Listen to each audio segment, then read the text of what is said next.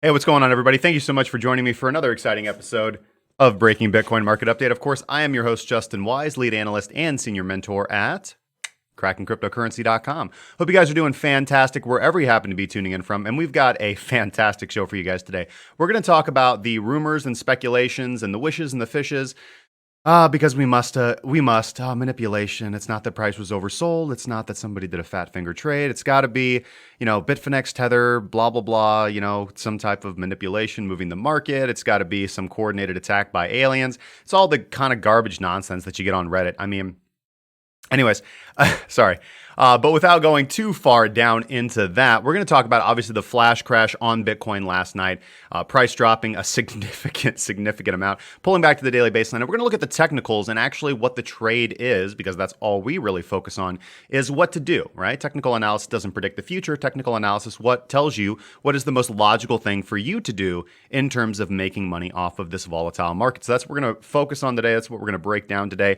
We're also going to go over, and we didn't go over it the other day, even though now this document is a few days old, but I just forgot. We're going to pull open the latest court filing from the Bitfinex Tether New York Attorney General's office debacle, and we're going to break that document down as I've read through it and believe that I understand it the best that most people could possibly understand it. Wally coming fast with a $19.99 super chat. Thank you so much, my good friend. And sir, you are a scholar and a gentleman. And for some reason, hold on a second. For some reason, I don't have volume.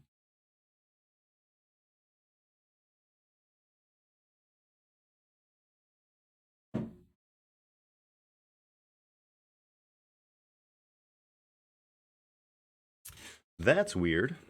My speakers aren't working. So what we're going to have to do is do this. Click. And click. All right. Hopefully I can get some audio coming through my dope headphones, and we'll see. All right. But thank you so much for the $20, Wally. You're the best.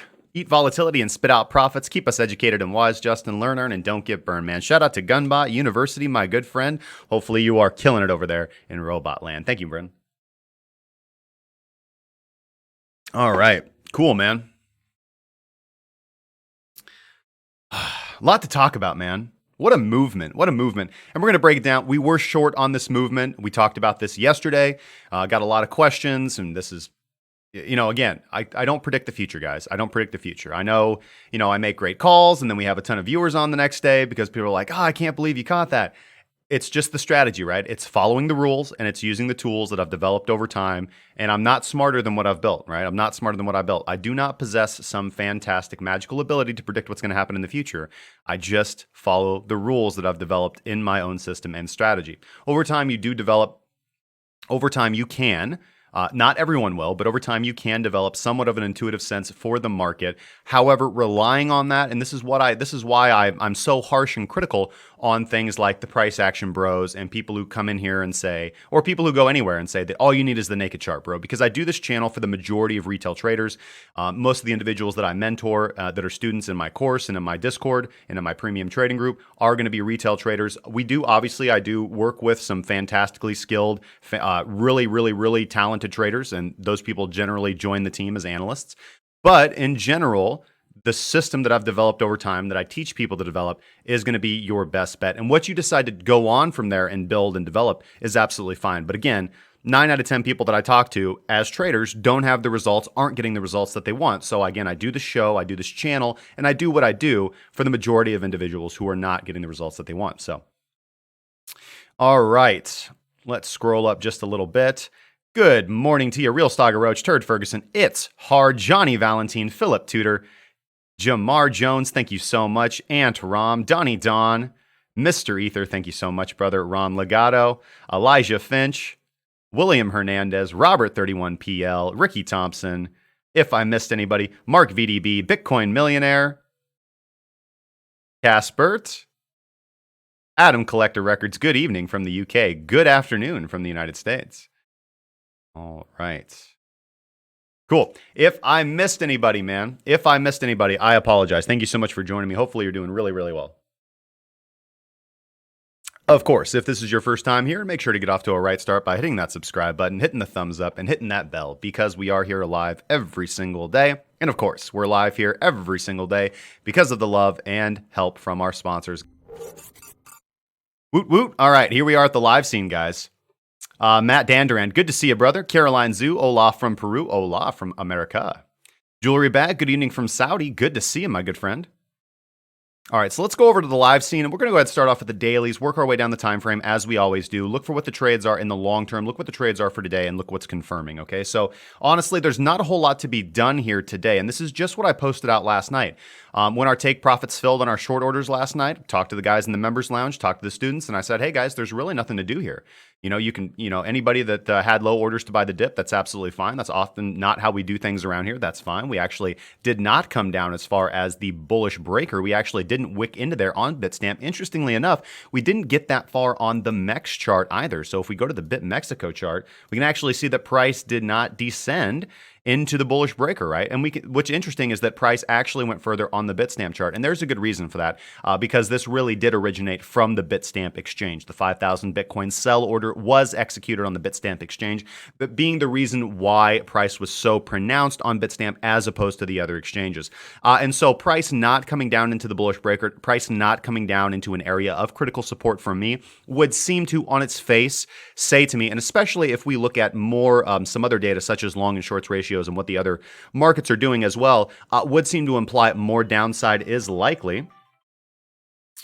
Just 1 second. This is an important call.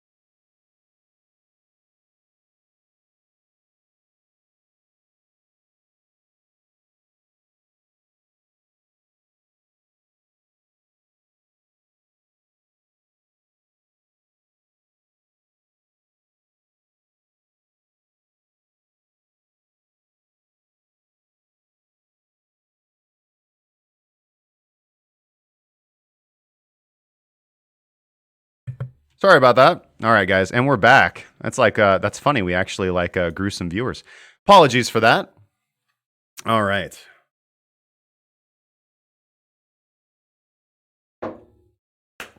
Let's tear this down.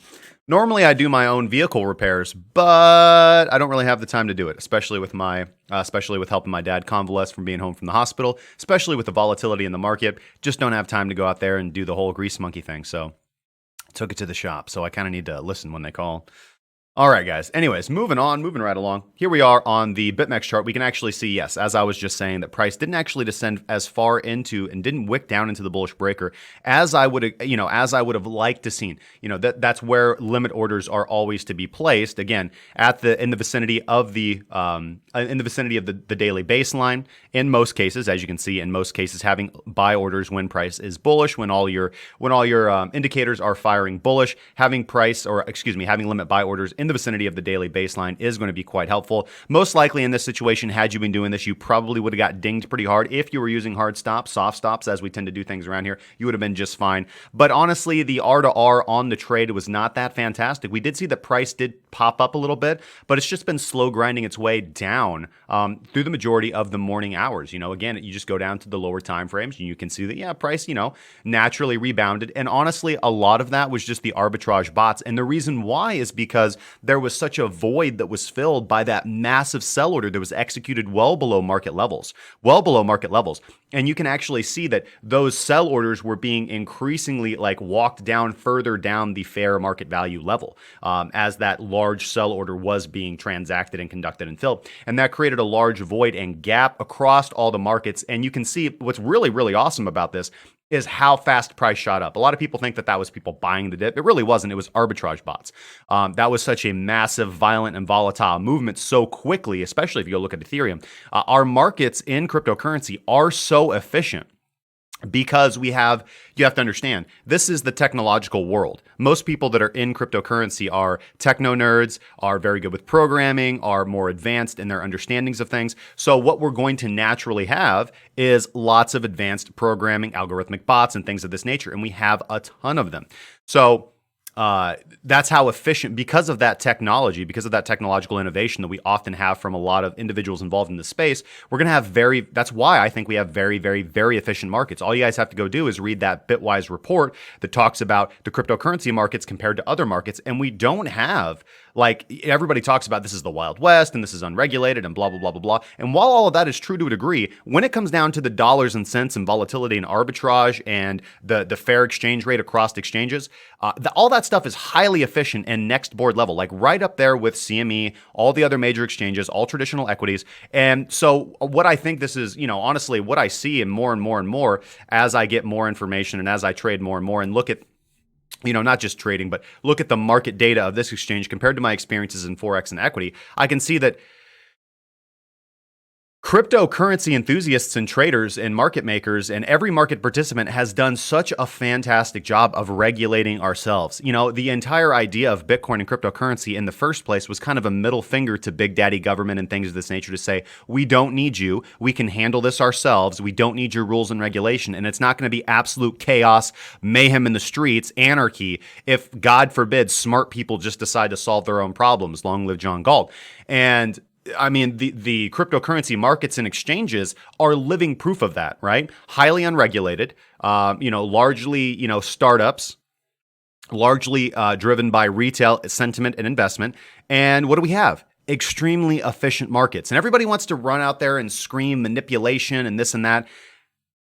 I don't understand why people say that, right? It's not, people say manipulation like something illegal is being done, right? You have to understand that we just have a lack of liquidity relevant or, in relation to Forex or equity, right? So in Forex and equity, because there's so much gosh darn liquidity, it's very difficult to pull off massive sell orders like that. And when there are massive sell orders like that, there's so much liquidity that order is largely absorbed by the market. When you have thin order books, everyone wants to talk about how this exchange has thin order books as compared to this exchange, it's all a matter of relativity. So overall, the cryptocurrency market cap and thus order books are relatively thin. So it's not manipulation. It's just easy to move the price a far distance when somebody that has a large amount of Bitcoin wants to sell or does sell or accidentally sells or a bot glitches. It just happens. It's not, yes, is there manipulation? I'm sure there is. Is there manipulation in regular assets? Yes, there is. It's not illegal. There's nothing crazy or conspiratorial about that.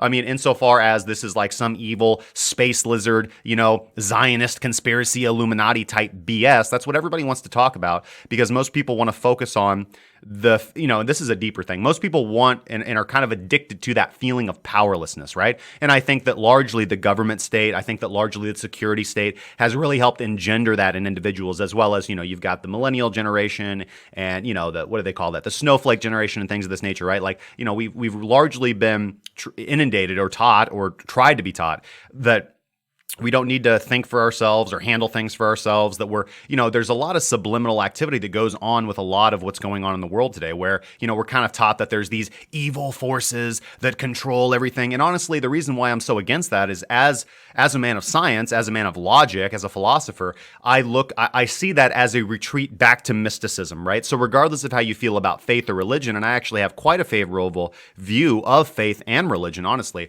the philosophy of those things, though, that there are, archaic forces that control and wield you and that you have very little power. I think that when individuals talk about, the Illuminati does this, or, it's the aliens or whatever, the reason why I'm so harsh on that stuff is because whether or not it's true, and it's the same thing about price predictions, right? Nobody freaking knows which way price is going to go. So so it's completely irrelevant and completely a waste of time and harmful to your personal development and improving the lives of your family, your community, and the world at large to even focus on that kind of stuff, because it's just a waste of time. It's just your lips spinning and fingers moving. Meanwhile, you could be utilizing that time to improve yourself, become a better human being, improve your life, improve your family's life, improve your community and the world at large. And honestly, and more succinctly, in my personal view, become a better trader and become better at finance, become better at your portfolio management.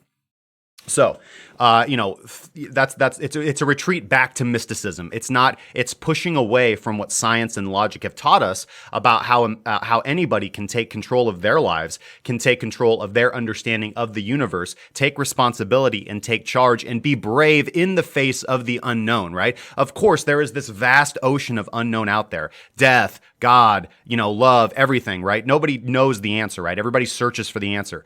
But the point is to understand that you do not know and stand up and be brave in spite of that lack of knowing, right? So that's a little deviation from the regular coursework on this channel, but I just wanted to give you guys an idea of kind of where I come from when I think about things of this nature, right? Focus on you, focus on what you can do, and focus on standing up and being brave and improving yourself. So, okay, moving on to the price, right? Let's talk about the dollars and cents in which y'all tuned in this morning for. So anyways, looking at the XBT USD BitMEX chart, what does the daily chart tell us? The daily chart tells me insofar as what I can look for actionable signals and look for the next trade. Honestly, there's not a whole lot to do here, right? We really need to wait until the daily candle closes, right? Now, whether or not the daily candle closes above or below the daily baseline will be indicative of future price action. If we look at what our indicators are really telling us and doing here, we don't really have any strong signals. Look what Wada Atar is doing. Is it signaling a trade to the downside? Absolutely not. We have the explosion level falling. We don't have a red bar on Wada Atar above the explosion level, letting us know that honestly, and this is why I know, even though the facts are pretty clear about the arbitrage really being responsible for the upthrust in price, there really was not a massive amount of volume on that movement down. And this is exactly what I pointed out in the members lounge. And I was trading on ByBit, and so I'm looking at the exchange on ByBit. I was watching this happen last night, and I was like, wow, that's $1,000 movement. That's massive. But look at the freaking volume. There's no volume. Like, what the heck? And that just went to show me that this wasn't really a movement, honestly, that got significantly bought up in droves by individuals that wanted to hold price, right? This was largely the result of arbitrage bots back and forth and back and forth and back and forth. And not in great degrees that we would normally see. There was such a void created that honestly, it didn't take a whole lot of volume to just push price back up via arbitrage. So, the idea that we ended with such a long tail and bounced back up is not bullish, right? I'm hearing that a lot this morning that, oh, look how strong price got bought back. That means that the bulls are strong. Now, although the bulls might be strong, and this could just be a pullback, and we have continuation of the trend, we have no technical confirmation of that whatsoever, and that's what we wait on, right? The fact, right, you have to look at the nuances of the actual activity. The fact that we had a $5,000 market order that got sold largely below market level price on Bitstamp created an opportunity for arbitrage across the exchanges, which was largely filled by bots. It was not buying to be a bull, to be holding a long position, or to be holding a spot position. The resurgence of price that we saw very quickly was not people buying the dip. There was a little bit of that, but it was largely bots filling the gap via arbitrage. So now what happens next over the next 48 hours, well, really, to be honest with you, we really need to wait until Sunday evening through Tuesday, because that's when the market moves. That's when we get strong confirmation of which way the market's going to be moving. Remember, today is Friday, so we're moving into the weekend, right? Very difficult to get clear signals of what's going to be coming next for cryptocurrency over the weekend. Now, granted, we've had fantastic bullish momentum on Saturday. So should a signal generate, should the market turn bullish on Saturday, we will, of course, be establishing positions as soon as all our indicators confirm. However, for right now, there is nothing bullish or bearish insofar as predicting price, right? The fact that price got bought up is not indicative of individuals buying the dip. It is indicative of arbitrage bots filling the void, right? Now that void is complete, the market is back to equilibrium. So now we need to see which way the market moves next and be on the right side of the trade. Again, so just take this back a further step. As long as price is above the daily baseline, price is bullish, right? If price is below the daily baseline, price is bearish. That doesn't necessarily mean that you have a trade on the table, right? At least that's the way I trade, right? So we wait until we have a trade on the table. Now, on the daily, it's probably going to take 2 or 3 days. We'll see what comes Sunday evening, Monday morning for price to signal a short the way that I'm looking at the chart. Now, we could have a big movement and price could signal the short. That's absolutely fine. In that case, we'd probably look to get in on a pullback. So as far as the pathways to profit strategy, there's nothing to do here, right? There's nothing to do here. Do not sell your Bitcoin, at least, so I'm not telling you what to do. Hashtag do your own freaking research. But for me, as long as price is above the daily baseline, I'm comfortable being in Bitcoin, right? There's no reason to be a 1x short. There's no reason to be in stable coins. There's no reason to be hedged in the traditional way. Now, being hedged is absolutely fine, going long and short simultaneously on BitMEX. But again, make sure that you always have one long account and one short account, whether you're trading on BitMEX, which I don't recommend, or whether you're trading on ByBit, which I do recommend, link in the description down below. Because in general, you're going to be more served overall in your portfolio by being on the right direction of the trade. And when you're on the right, and we got a lot of messages last night in the members group, and people, and I got a lot of DMs and I got a lot of YouTube comments. People were like, "Oh, I can't believe you called that short. That's fantastic. How did you know price was going to drop $1,000?" I didn't. I had no clue price was going to drop $1,000, but I was on the right side of the market, right? I was on the right side of the trade because that's what my system told me to do. And when you're on the right side of the trade, beautiful things can happen. Like when you're on the long side of the trade, when price is very bullish, you're able to catch those big ass candles, right? It just happens when you're on the right side of the trade. When you're on the right side of the trade to the downside, you're able to catch those big ass candles. You don't know. Nobody does. Anybody that's like, "Oh, I'm going to enter into a short and I'm pretty sure price, and I'm confident the price is going to go all the way down to 6,100, run away from that information because those people don't know what they're talking about. They're trying to sell you some bullshit. But apologies for my French. All right. Sorry. A little worked up today, guys. Hopefully you're doing fantastic. Shout out to the almost 600 people watching across YouTube and Twitch. You guys are absolutely fantastic. Went ahead and upgraded our streaming package. So that's going to take a little bit of time to get set up, but I hope within the next 2 weeks, we will be streaming to Facebook Live and D Live as well. All right. Those are the two I'd like to stream to. I'm not making any promises. Again, we have to kind of sit down and do the technicals of how that's all going to work, but we did go ahead and make some adjustments to that last night, so we'll see how that comes out in the future. Getting over to Twitch, man, ACashMoney93 says 73,732,982 Bitcoin addresses own more than one Bitcoin. Whoop, yeah, baby. ACashMoney says this is good stuff. Self-improvement as the best investment. Yes, absolutely, man. And Edoxel88 says yes, right. I feel you. Thank you guys so much for viewing, man. Love you guys. John Libby says no ByBit for the United States of America. There is a link. Shh, don't tell anybody I told you. There's a link for Windscribe VPN down in the description. I highly recommend using Windscribe VPN. I think you get a cool deal when you click on my link, but you didn't hear that from me. Moving on, Craig says, I have learned so much in 2 weeks, that's ridiculous. D. Guedes, hola. Drew Talati says a buying opportunity for Ethereum. We're going to get into Ethereum, and Ethereum actually does look more bullish than Bitcoin right now. So, what do we have here? We have the daily chart telling us to be cautious and really not doing anything. So that's why I'm not going to be putting on any new positions. We made a fantastic sum of money yesterday, really over the last week. We were bullish on altcoins right when they started. I told you guys, I said we're moving heavily into altcoins. That was 4 days ago, right? What happened to altcoins? They pumped for 2 or 3 days. We took our profit. I said, hey guys, I'm going short on Bitcoin yesterday. I went short on Bitcoin, took my profit. There's no need to be in a position for me, my group, or our students, right? Now, we're on the lookout for other trades. But and again, we've got other analysts and traders on the team that are a little bit more busy and running around and doing what they're doing. But as far as the long-term signals for what we're doing in the group, we haven't put on any new positions for today because there's no reason to, right? There's no reason to. Remember, what's our primary rule? Capital preservation. Don't lose money. The good trades come. Be on the right side of the market and good things happen. Do your fidget spinning on stake.com. Don't do your fidget spinning on the exchange. When you come to the exchange, you need to pretend like you're stepping into the arena fighting for your life, right? Make sure your what do they call that? Your loins are girded, your breastplate is on, your sword is sharp. Don't just wander in there like, oh, I'm just gonna boop, but wrecked. Not how we trade. All right, guys. So I want to look at a couple other things. So, and then we'll kind of look at the news, this kind of a good summary from the Bitcoinist about the news event or, what happened on Bitstamp last night.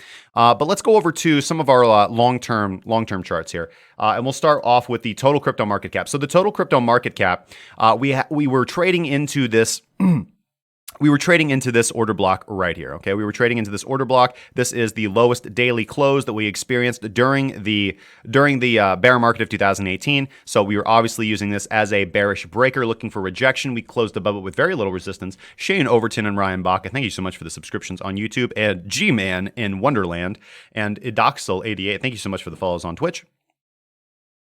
Why not streaming on Silver TV, Theta Network? Thank you for your advice for the short. No problem, my good friend. Why am I not streaming on, Sliver TV? Because I don't know how. Because I don't know how. And I've never heard of Sliver TV before. Actually, you know what? No, that's wrong. I am familiar with the Sliver TV. I remember when Theta was first pumping, and I had some friends ask me to look into that. You're right. That is they when I was reading that website, they supposedly have a partnership with Twitch. Or they're like a gaming thing, or they're like a thingy. Yeah. I don't know if our streaming software is going to support that. One of the bigger things that I want to do in the future is just, put all our streaming on its own server and then stream directly from that, which gives us a lot more control. It's just, we've been focused so much on development for our course, development for our, with training our members that, we haven't gotten time to do everything that we want to do. But we'll get there. Thank you so much for the suggestion, man. I'm going to note that down. So what do we see here? So in general, when we close above a bearish breaker, it turns into a bullish breaker. So we had a very strong daily candle close above the bearish breaker right here, basically abolishing that bearish breaker. It's no longer a bearish breaker. But this is kind of one of those whack-a-noodle things about using price action. And again, why using a deeper fundamental indicators-based trend-following strategy is just going to be so much more easy to use because, again, when you're using price action, there's back and forth and back and forth. Not that you can't get that with any good trend-following strategy either, but I digress. So anyways, we've closed below the daily breaker. Now, what has happened insofar as that, though?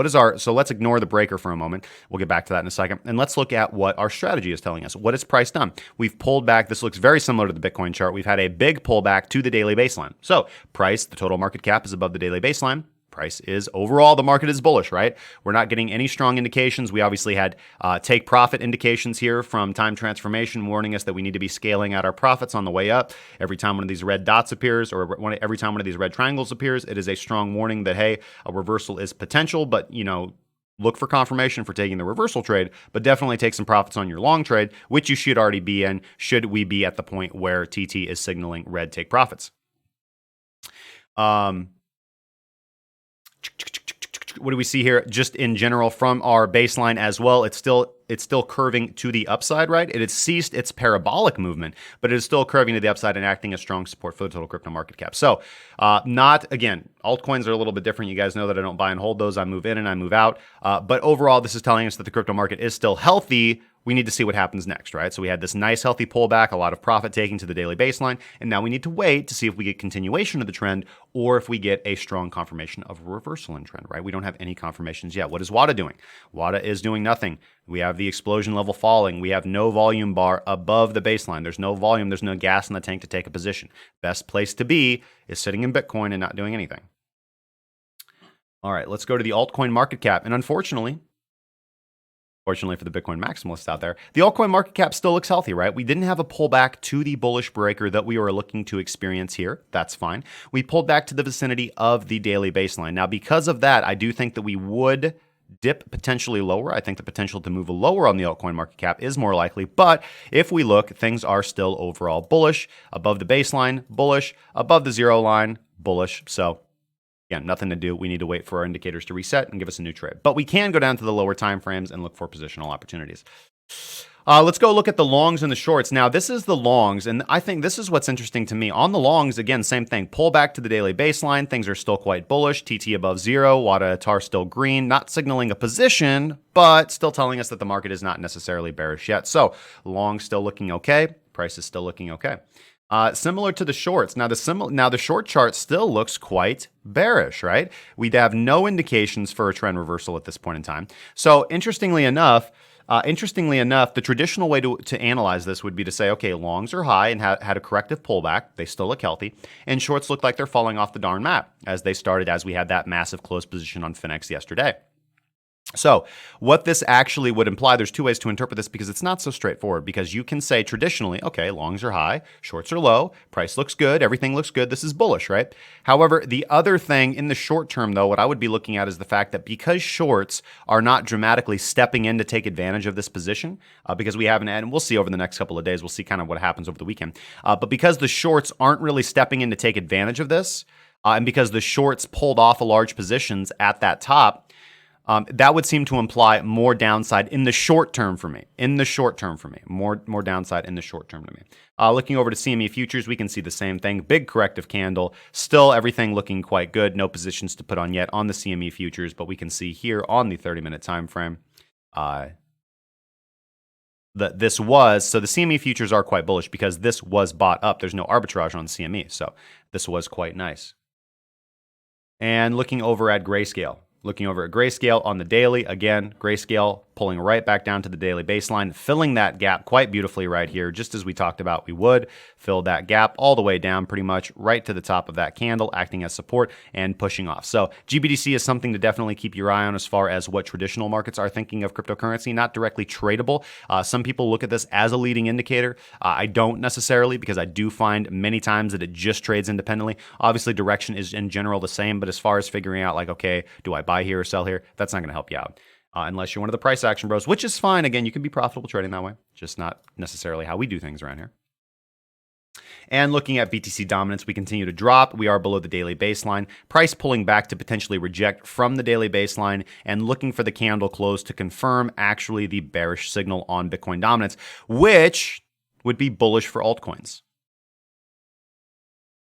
And looking over at the S&P 500 index on the daily, we're kind of at an interesting crossroads right here. We had a lot of bearish activity right here, obviously, having a nice little pullback to the daily baseline and rejecting right now. So the S&P is on a cusp where we can have continuation of the downtrend or we can have a breakout to the upside. We need to see what Monday brings us to see how the market's going to push this forward. No price prediction. I don't care which way the S&P 500 goes. There'll be a trade there if there's a trade, similar to the NQ and similar to the Dow. All right. So let's get back over and look at Bitcoin. So what's the summary? No positions to be put on, nothing to be done. Now, if you are being a little bit more avant-garde, as I said, the daily baseline is telling us the price is bullish. Unfortunately, I cannot be looking for long positions because WADA TAR has flipped moderately bearish, right? We do have 2 out of 3 bullish. Like you can see that TT is still above 0, but it's curling down, right? I don't take positions to the upside when TT is curling down. I wait for the daily to confirm, right? So this is one of those positions where it's 75% do nothing, 25% you could go down by all right since this is 2 out of, well, actually, no, it's 1 out of 3, so there's nothing to be done. But, so I don't recommend that you really look for any positions until we get a strong confirmation, until at least the daily candle close. We'll see our indicators might be a little bit more up to date, but I'm not really expecting anything to change, honestly, by this daily candle close, insofar as what might be, we might have 2 out of 3 for a short position. If price closes below the daily baseline and we have enough volume to push WADA above the explosion level, in which case, then we start going down to the lower time frames and looking for entries to the downside. All right, where do we have support? Support hasn't changed. Here we are on the BitMEX chart, 61.29 to 58.20. What is that? The bullish breaker, 55.29 to 53.83. What is that? Oh, that is the EQ of the range. And of course, 50.75 to, sorry, let me get this. 50.75 to 50.38. That is going to represent the low of the range. So you can look at this as range high, range EQ, range low. And also what's interesting is we have equal lows here on the daily, 47.85. I don't want to start talking about those now, it's funny, we called apocalyptic levels like 2K down when we were down at 3K. Now 4K is an apocalyptic level. I love this market. But yeah, so price predictions are bogus and not useful, so we won't even talk about those levels until we have a strong indication that we're going to be moving there. So, all right, this was the short position that we put on last night on BitMEX, so we're going to go ahead and delete that because that's an old trade, and we can go ahead and delete our stop loss, we can go ahead and delete our entry level, and we can go ahead and delete liquidity and take profit targets. All done. Great. Fantastic trade, guys. Shout out to you guys. You guys were excellent, everybody in the group. We'll go ahead and delete this line as well. And to be honest with you, I have no clue what those yellow lines are for. So I'm going to delete them. All right, so nothing to do at this moment in time, guys. Nothing to do at this moment in time. All right. A lot of maple. Get out of BTC. BTC is going to 3K.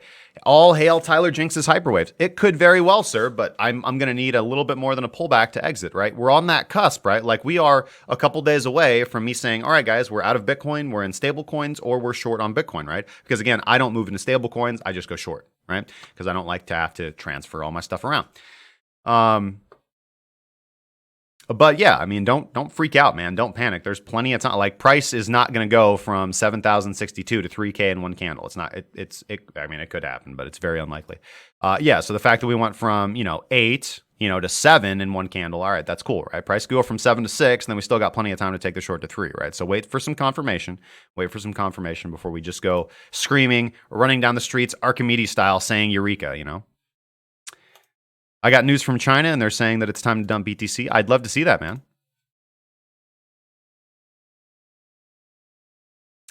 Chaka421 says, warning, the Bitwise ETF delayed again. No word on VanEck, deadline Tuesday. It's kind of one of these things. We have a big, massive red candle, and, I don't like use the word FUD, right? But it just don't freak out, guys. Like news is manipulated, right? Information is manipulated. There's selective information. So that's why we don't look at the news. We look at the chart. The chart will tell us exactly what to do. The chart tells us what price actually cares about news, right? Because news can be responded to in many different ways, right? China can say that it's time to dump BTC, and Norway can step in and be like, hey, I'm doing the wrong Norway accent, but maybe I could do a Swedish accent. Like, no, I'm just going to embarrass and lose a lot of my viewers. So let's just say that, some country steps in with a lot of cash sitting on the side and say, we're going to buy it up. Go ahead, China. Go ahead, China. Dump that Bitcoin. Putin's buying. We have no idea exactly how the market's going to respond to any kind of news or in the market participants or the market activities of other market participants, right? So we don't try to predict any way, shape, or form how the market will respond. We look at what the market does, right? The market tells you what does. If people are like, oh, well, you're just getting in late. Well, I don't know about you, but I've been a profitable trader for a very long time, waiting for the market to tell me what to do. Waiting for the market to tell me what to do and not being arrogant enough to try to predict price. No, I can't do a Swedish accent. I would bust you right away. Sorry, Flat. Like, I don't know what I would do. I'd just be like, I can't even do it. Like, I'm trying to think like Farfignugan, like, up in the hills, and I even speak a little, Deutsch. Ich spreche ein kleines Deutsch, but aber, I know German, but I guess I don't talk to enough Swedish people to do that. I'm just thinking like, the Ricola. I'm just thinking like the Ricola commercial. I don't know if you guys have seen the Ricola commercial. All right, now what I've said, it can be officially considered racist if you're a snowflake. So we'll just move on from that. I apologize. Shout out to all the Swedes in the audience. You guys are my favorite country. Shh. All right, now moving on to Ethereum. We'll go to Ethereum, and then I'm going to take a brief break. We're going to take requests, and in fact, I need to update the schedule. Before we go, we'll probably go ahead and take a look at that. We'll take a look at that news article. The Bitcoinist breaking down the movement last night pretty well. Well played, sir. Thank you, Craig. All right, so we'll go over to Ethereum, and interestingly enough, of course, we're going to go to Coinbase, which is the chart we like to look at. Interestingly enough, I think the Ethereum chart looks healthier, looks better, right? Kind of bisschen Deutsch. Last year, the pump and bull run return was first consensus, then the ETF, then backed. But without any of this, we had an awesome trading time. For a trader, we don't need the bull run to take wins. You're absolutely right, man. Ricola is Swiss. Oh, okay. Yeah, see, like nothing. Metatron regards from Zurich. Hot women is Sweden. Oh, right, man. Hell yeah, dude. Well, I'll have to get myself over to Sweden.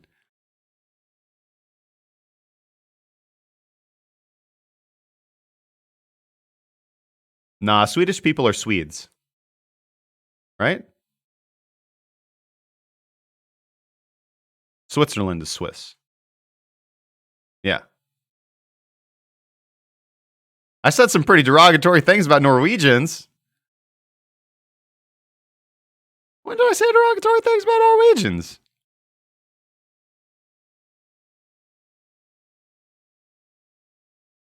Stents, yeah. We're going to get that. Yeah, that's what we've gone over. Somebody on Bitstamp dumped 5K. Jafer says, or Yafer says, Matic pump coming to end with a huge volume. Take your profit and keep Bitcoin. Next pump, $1,000. The Muppet Cook and the German version was sweet. Oh, man. Don't be dumping on Norway, guys.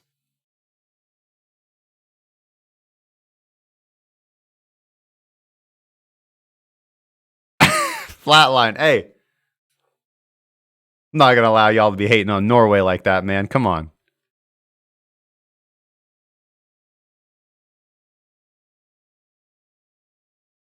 They got some of the best fjords in the world. Beautiful fjords.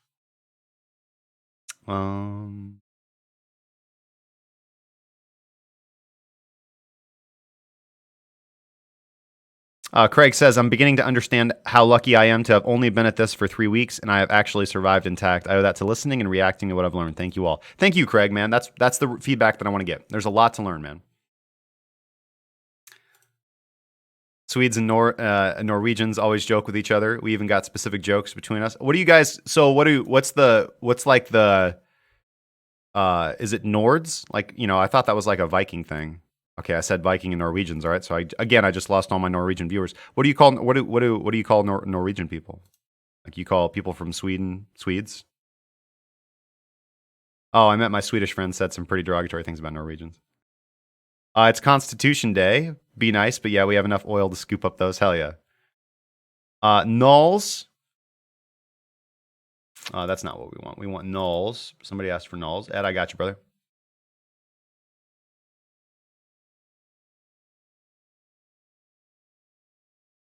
Like the U.S. is Canada's? Yeah. U.S. and Canadians, we go back and forth quite a bit. All right, so looking at Ethereum on the daily, what do we have? We have price pulling back into the daily order block. We have price pulling back into the daily breaker, right? We actually wicked down to the absolute lowest level of the breaker and consolidating in. Honestly, not a great trade to be put on from the daily, but we've had a big pullback, right? TT is tilting down and gave us the take profit signal on this, as it would naturally, because why? The TT was oversold, so any TT sensitive, so any tiny little, pullback down. Just Swedes and Norwegians. I got you. Who doesn't love some loot fisk? Am I right? As Guardians of the Galaxy. News is a lagging FUD indicator. You're gosh darn right it is. That's why we don't use it. So price pulling back down into the breaker above the daily baseline. TT's turning down, so I don't really want to be putting on positions. I like looking for long positions when TT is curled up or crossing. That's primary entry. But Wada Atar is bullish, right? Wada Atar is bullish. Now, this can change, so I'm not going to do anything until the daily closes. But if the daily closes and Wada is above, I will potentially, on Ethereum, be going down to something like the 4, the 3, the 1, and the 30 to look for potential trades to the upside, right? They're going to be short term, unless I get something on like the 4. If I get something on the 4 or the 3, could be all right. Is it 400 enough to get into BTC trade? I don't know what you mean by that, bro. Or ma'am. Or sis. Bro or sis. Don't know what you mean. Like, if you have $400, is that enough to put into BTC? Yeah, you can buy $1 worth of BTC.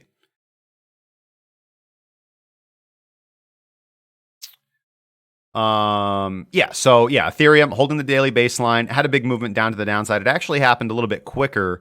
Let's go down to the 1 minute. It actually happened on BitMexico. It actually happened a little bit quicker than it happened on the other exchanges. But anyways, on Coinbase, it did happen a little bit more sustained. But anyways, nothing to really do here, honestly, guys. Let's go look at where our next block is. And again, we were hesitant about this block in the first place because one higher high, one higher low, does that fit the qualifications of a block? Yes, it does, absolutely. This is not going to be a block. That's not going to really be a block. What's going to be a block? This is going to be a block. Yeah, so this is going to be our next really level. So that's pretty cool. We kind of have no man's land in between here and there. All right, so 420 and 441, guys. We have we don't really have anything in between us and here to give us, strong confirmation of which way to go. Interestingly enough, obviously, if we do look at the VPVR, we are busting above. Let's actually pull this out and look at more data. We are busting above the lower. Obviously, if you look at VPVR, you'd be inclined to call this the accumulation zone, the last level of resistance. And it's going to be hard for you guys to see this. Sorry. So I apologize. But anyways, we are busting above the last significant HVN, right? We broke above it. We've had a pullback. We haven't closed below. We haven't even wicked down into the LVN in between the area between like 178, 180, and 220 or 190. All right. So that losing 190 is going to be trading into the LVN and potentially falling back down to that lower HVN, right? So I would say this actually looks, from a support and resistance standpoint, from a supply and demand standpoint, this actually looks pretty good, right? This actually does look pretty good. But as far as taking a trade, we don't have any indication of that, right? Because you can't really utilize this to really put on a trade, right? You need to have confirmations of either your strategy or your system, and looking at support and resistance and looking at, order blocks and all that stuff. Now, there are strategies. I've developed strategies for putting on trades, of course, but in general, the first primary lesson that we teach, the first method that we teach to trade, is not going to be utilizing this. So interestingly enough, we are breaking above the last real significant HVN and pulling back. We'll see if we can get a nice close above, and then we'll be looking again. That's just another tool in our toolbox to look for bullish trades to the upside. Nothing really that you want to take trades on just in and of themselves. But really nothing in between here and the $400 area, guys. Really nothing in between here and the $400 area. So I would say that if we can reestablish this and start walking our way back up, unless we have some violent market capitulation, because volume can come in anywhere, we don't know. But as we're looking at the chart right now, looking at previous volume, things look really good, man. Things look really good. What do I think of ETH BTC versus ETH USD? A cash money. I mean, I don't really think... Oh, like as far as trading them? Because it's the same asset, just trading against a different quote pair. We were looking at ETH BTC last night, and the last that I looked at ETH BTC, it actually was looking good, right? So let's go to ETH BTC real quick. Yeah, ETH BTC actually looks pretty darn good. The daily is actually just now going to be signaling a long trade on ETH BTC. So this is actually looking like a really constructive chart, right? So we'll kind of see. I don't really want to jump in any position right now. Of course, this is the Binance chart. And what did I say last night? I said BNB looked really good. I said that BCH was looking pretty healthy last night. Obviously, that didn't pan out as much as well as I'd wanted to. And Monero was looking pretty healthy. Had that nice little pump. And again, BNB, XMR, and BCH, I still think... I changed my mind on BCH. It's kind of turned a little bit over the evening hours. But Ethereum, Bitcoin, BNB, and XMR look pretty good. Lumens is starting to look pretty good too on Bitcoin pairings, and I don't even really like trading Bitcoin pairings. So, do you think this run you could compare with November 2015 when the last bull run started? Interestingly enough, that large market order executed below market level actually reminded me of the bear whale. I don't know how many of you are familiar with like old school Bitcoin mythology of the bear whale. On Mt. Gox, when somebody set a massive, limit order to sell well below market value, and it took a long time for that to get for that to get filled. Even though this happened, lickety split.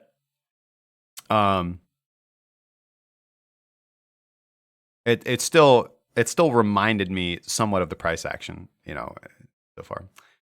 But yeah, actually, a lot of this is reminding me of 2015, to be quite honest with you, looking back at the price action. But again, fractals, so. Nothing to trade off of, but just interesting stuff to talk about and fill our time with. It's 12:52, so we've looked at Ethereum, nothing to do. Ethereum looking a little bit more than Bitcoin though. Bitcoin really nothing to do. I mean, I'm inclined to say take the trade to the downside, but again, I'm not going to be putting on any position. We'll see how the daily candle closes. We'll see how price interacts with the daily baseline, and we'll just wait for our indicators to reset, guys. Just patience. Going to be another trade. Now, if we close below the daily baseline, the action that we will be taking in the group is to be moving 1x short on Bitcoin unless we're in an active position or moving into stable coins if people are trading on spot exchanges. So, and the same for Ethereum.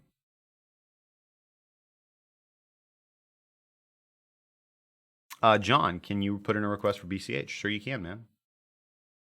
I need to know what you want me to look at it as, because when people now I have a new policy. When people ask me to look at stuff, I'm going to look at it against the tether pair because that's what I trade. So, what am I looking for with the daily close on Bitcoin, Dad23?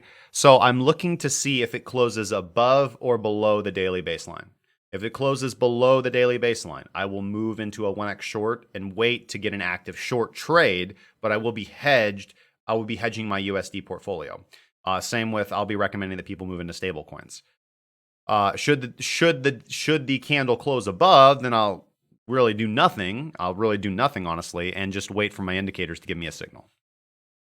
Why 1x short? Why not 5x? Because 5x would require me to be in an active position. 1x short is my default. I'm not in a position, but my USD value is safe because price has closed below my bullish level, or below bullish activity, right? So the daily baseline denotes whether price is bullish or bearish. So if price is bearish, if you're not in an active position, you need to be 1x short. The reason you don't want to be 5x short is because that would require you taking on a larger position. That would be an active position, right? Anything that's just not your value, whatever your account is, short. You can also be long and short simultaneously, I guess. But just being 1x short is just a lot easier. Link, stocks turning up hourly and getting a buy signal, and RSI is slowly trending up. We don't use RSI around here, James, but Link. So like the Link chart, so Link BTC, Link USDT. You have to give me a little bit more nuance on that, brother. Craig M, being a complete novice here, how can a person or entity have the complete power to move an entire market with one move? So they don't. They just have the ability to sell what they have. And if there are not enough limit buy orders, so say somebody wants to sell at 8,000, right? And they want to sell 1,000 BTC. If there's only 100 limit buy orders, right? Or enough, if enough liquidity for 100 Bitcoin at 7,900, well, then price is going to move down to 7,800. All price is a record of what transactions have been completed between two willing market participants. So for somebody to sell, there has to be a willing buyer, right? No, not one person has the power to move the markets, but there are limit orders to buy and aggressive market buyers when somebody market sells. When you market sell, that's the only way things happen is when you market order. Limit orders don't execute on their own.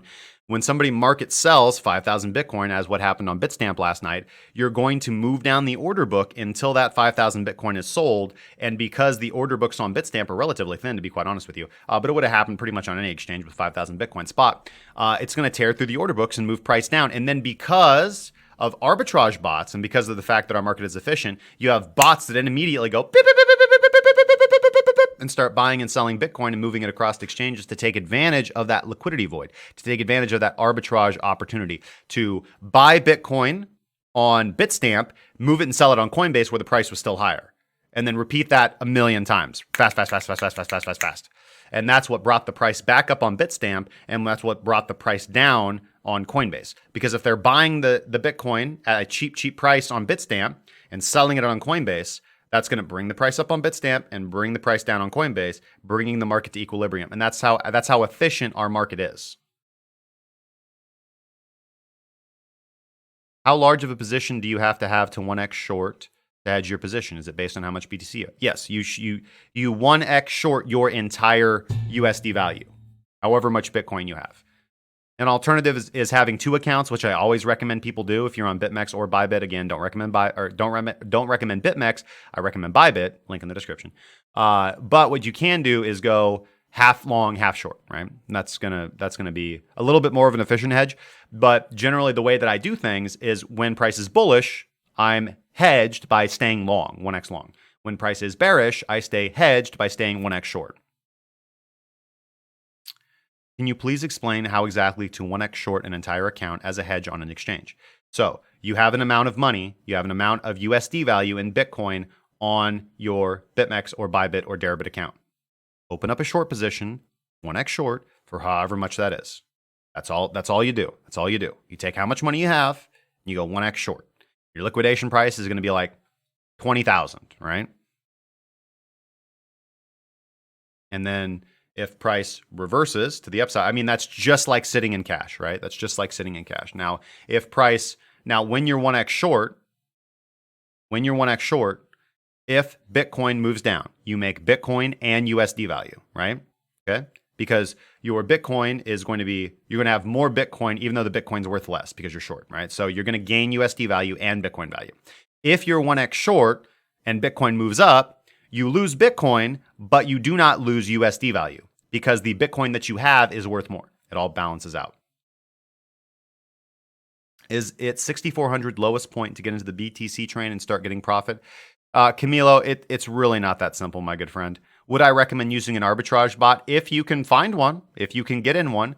I do not, if you do not have an in, like if you cannot get into an arbitrage pool, and when I say arbitrage pool, I do not mean arbitraging.io or .co or whatever the hell that scam website is. Stay away from that website, right? That is a scam. That is BitConnect 2.0. They've already, to the best of my knowledge, stopped letting individuals withdraw funds. So that is whether it's been a while since I checked on it, but that's a Ponzi scheme. It's about to collapse. But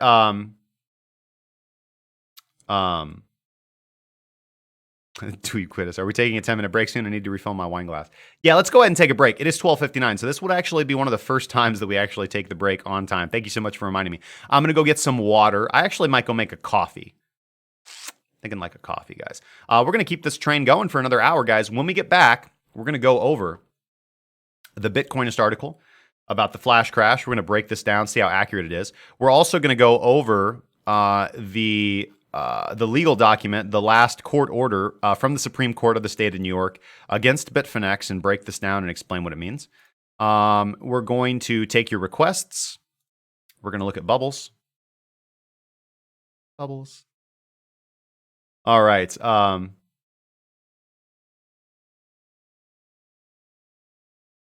CBN5, great point. Yeah, there actually is a fantastic app that is available to premium subscribers to see how the order book reacts to price action or big orders. It is right here. I might have to. Oh, I refreshed it. I didn't mean to. Boom, baby. More data than tensor charts, boy. Too late for coffee here in Sweden. It's never too late for coffee. The BTC Bull, good to see you, brother. Let's throw them hands up. What? Sorry, guys. I'm a little pumped up today. All right, guys. So I'm going to take a quick, 3 to 5 minute break. Go ahead, do some calisthenics, do some deep knee bends, get some coffee, a beer, whatever you're drinking at your particular time of the day, whether it be morning or night. When I get back, we're going to go over some awesome stuff. If you have requests, throw them in the chat. When I come back, I'll scroll up and try to get the ones that are the quickest or the best or, blah, blah, blah. It's kind of arbitrary, to be honest with you. But don't feel discouraged. I'm here every day. Try to take a look at what I can as best as I can. Shane Overton. Oh, I think I already said you, bro. Barbecue Man. Thank you so much for the subscription on YouTube. Flatline wants us to check out ICX. I got you, man. All right. And before we head into the break, ICX BTC just got a Dunkin'. Before we head into the break, guys, remember, if this is your first time to the channel and you like what you're seeing, make sure to hit that subscribe button and the notification bell because we're here every single day. Make sure to give us some love by gently caressing that thumbs up button or hitting the follow or subscribe button over on Twitch because that fills the cockles of our heart with love.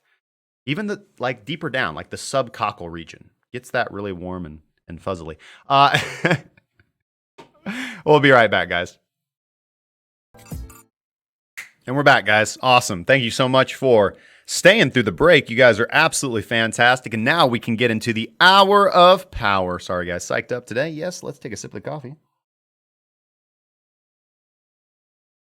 That's hot. All right. Thank God for that noise gate so you don't have to hear the slurp.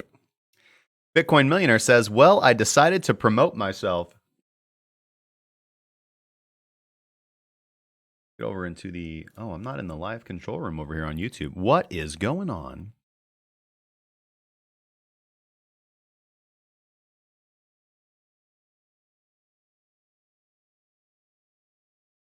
You have been promoted. Good, sir. As always, looking for a Twitch moderator if anybody's interested.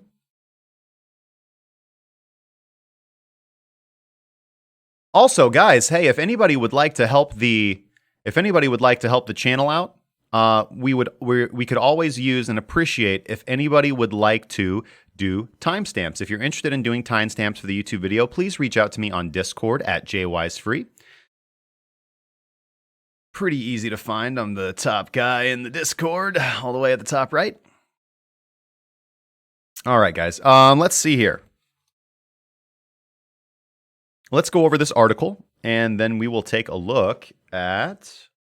Wall2D2. Hey man, hit me up in the Discord, brother, and we'll have a chat about it.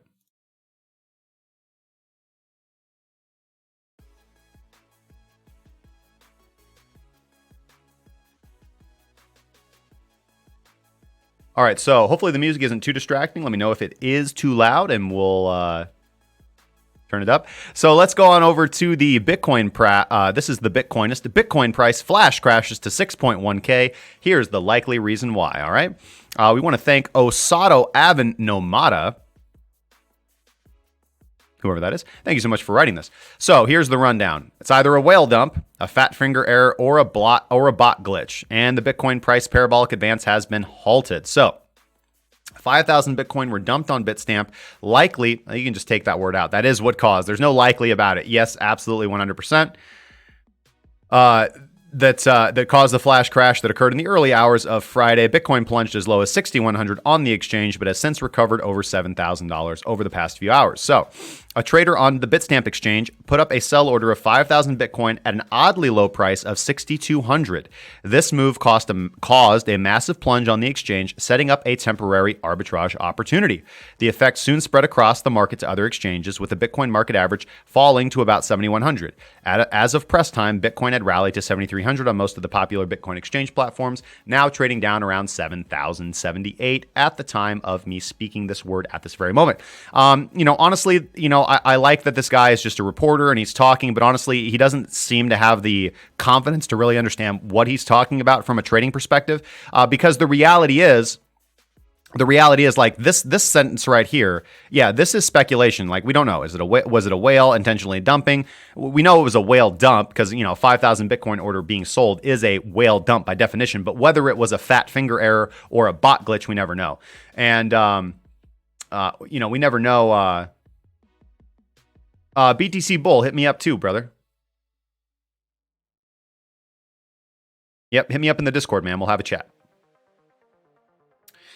But him saying, news reporters always do this. They hem and haw, and they only give you like half of the words. So, this is why hopefully I'm here, man. So the reality is the effect soon spread across the market. It's because of arbitrage bots, right? It's he says it right here, setting up a temporary arbitrage opportunity, and then he says the effect soon spread across the market to other exchanges. That's misleading. Just say that arbitrage bots are efficient and they took care of the liquidity void, because that's absolutely what happened. There's no question about that. There's no, well, maybe it was this or maybe no. Like, there was a massive sell order on Bitstamp, and arbitrage bots across all exchanges moved in and took advantage, right? That's why the price came to equilibrium across all exchanges. It's not some like magical, the effect soon spread. That's just how markets work, and our market is so efficient in cryptocurrency that it happened very quickly. Details are still hazy at this point, but there are three likely theories for what happened. Again, that's not true. There's only one theory for what happened and two speculations about what that theory or about what that was, right? We know it was a whale dump, right? So that's stupid. It was either a fat finger. So I guess what he's saying, it was intentional, it was an error, or it was a glitch, right? So it's either intentional or a glitch. If it was a glitch, it could be a glitch from a bot, or it could be a glitch from a fat finger trade. It's possible. Saltgasm, ooh, baby. Thank you so much for the follow on Twitch, my good friend. He says, given the lack of significant volume variance at the time of the crash. So that's a stupid word. Like, that's just word babble. Volume variance. Just take the word variance out. You just put that in there to sound smart. Given the lack of significant volume at the time of the crash, it seems unlikely that the crash was a result of a deliberate dump. No, the reason why there was a lack of volume is because it was such an unnatural trade that a lot of individuals did not aggressively market buy the order outside of arbitrage bots bringing the market to equilibrium. Period. On the flip side, looking at the chart from Bitstamp, but also not a lot of people aggressively market sold into the market. So it's kind of one of those interesting opportunities where you just see a lot of people don't do nothing. You got the bots coming in and going super fast and heavy. Got the bots coming in and doing, lots of super fast and heavy work, but honestly, not of your regular. There wasn't like a huge whale that stepped in and bought it back. There wasn't huge whales that stepped in and added to the dump. So again, just kind of that's the technical term. That's just what it was. On the flip side, looking at the chart from Bitstamp, the dump occurred over a 10 to 12 minute period with the orders being continuously executing at consecutively lower levels than the market price, right? Because the dude set the order lower than the market price. That's what happens. Such a pattern reeks of manipulation. That's the dumbest thing I've ever read. That's just what happens when you have relatively thin order books. It's not even relatively thin order books. It's just that the size of the sell relative to the actual order books that exist in reality on the order book was significant, right? It's a massive sell, right? It's a massive sell, right? So it's not. Again, that manipulation is BS. So the trade-off seems counterproductive unless they held high leverage short bets on another exchange, say BitMEX. Theoretically, the dump would cause massive liquidation of long positions, thus ensuring profits for the traders. Right? I mean, duh. Right? You pump the price up. This is how it works. This isn't manipulation. This is how market makers move price. In Bitcoin, they trade across spot exchanges and on futures exchanges. So they pump the price. They get a lot of people to FOMO, breakout, sell. They open up massive shorts in that liquidity on BitMEX, and then they do large market sell orders on the exchange, which pushes price down, liquidates longs. They take their profit. Done. So it's just like, come on, man. Like, I don't know. Like, I like this article, but just use the right words, man. And he says all the truth up here at the beginning, and then I don't know why he needs. I guess he's got a quota for like how many words he has to use, but then he just like starts throwing in like dumb words that don't make any sense and kind of like distract from what he said in the beginning. But anyways, again, these are all speculative explanations, but blah blah blah blah blah blah blah blah blah blah blah blah. Friday's crash halted Bitcoin's parabolic advance and confirmed predictions of a possible retrace. No, it didn't, because predictions of a possible retrace are stupid. You just be on the right side of the trade based on what the indicators tell you. It has nothing to do with, I think, or intuition, or magical, mystical bones being cast, or I know what's going to happen in the future. You just follow the rules and use the tools, and you'll be successful. The crash also occurred at the tail end of what looked to be price fatigue for Bitcoin, with the parabolic advance losing a bit of momentum. That's dumb, because that had happened multiple times, and price just continued to honey badger its way right on up. So you don't know what you're talking about. With fundamentals largely unchanged, this slight blip might not be enough to stop the bull market completely, right? Because you don't know what you're talking about. On Thursday, we anticipated that Bitcoin could be due a retracement. Yeah, because you've also said it like 9 times over the past 2 weeks. So again, invalid. Everywhere in the market, elsewhere in the market, altcoins have also suffered significant 24-hour trading day losses. Duh. After an impressive rally over the week. Duh. ZERP is down about 15%. Actually, ZERP is one of the most resilient and strongest looking coins at this point in time, and that hurts the cockles of my heart to say, man. All right. Moving on.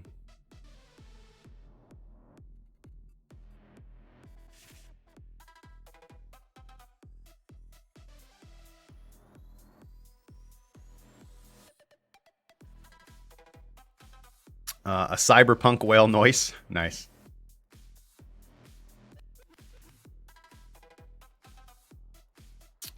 This wasn't a glitch. It was a slow adaptation by people that were like what looked like stop loss FOMO.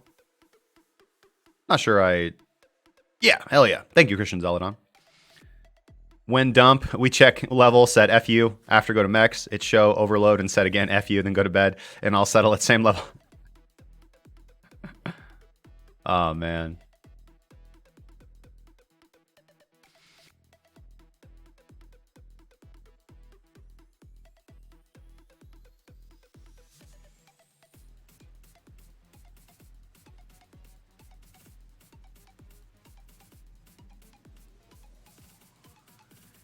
You sound how I feel when my boss is trying to talk. Oh, yeah, brother.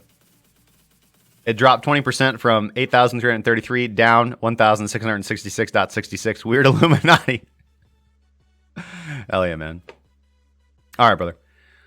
All right. So, yeah, there's that. So, I kind of talked about how I feel about that. I mean, interesting article. It's good for the people who didn't understand that this was done and executed mostly on Bitstamp, and what resulted afterwards was arbitrage bots filling the liquidity void. So, but good to see. Let's go ahead and get over to the requests, man. Damn network error.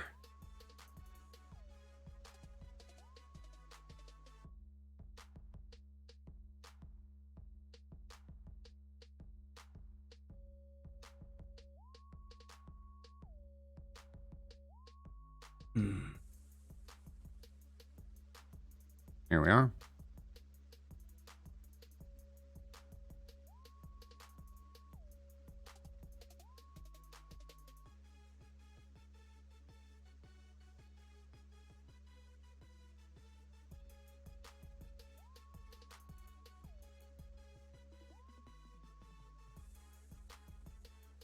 Cool. All right, Null's BTC. I don't believe I heard back. If I missed, I think it was John or something asking for Bcash.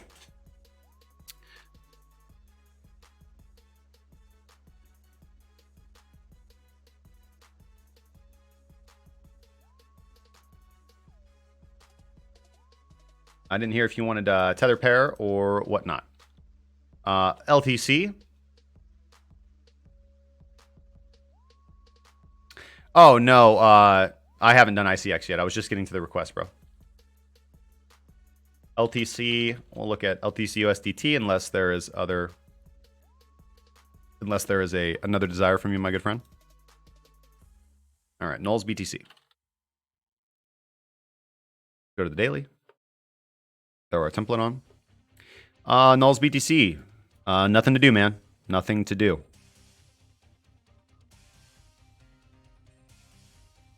So let's take a look at what price is doing right here. Where are we at?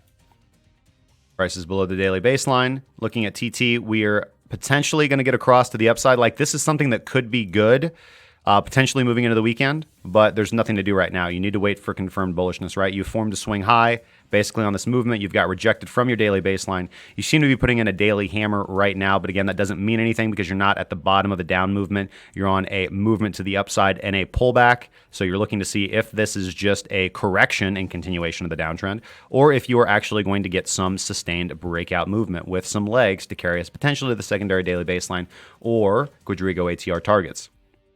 So I don't see anything to be done here on the daily. Wada Atar is telling us there's just no gas in the tank to do anything, and TT is telling us to not take a long position at this point in time. Obviously, reversal trades could have been taken off the bottom, but again, we don't take raw reversals against the trend at Cracking Cryptocurrency. Bitcoin dominance. We went over that a little bit at the beginning, but yeah, we'll take a look at Bitcoin dominance again.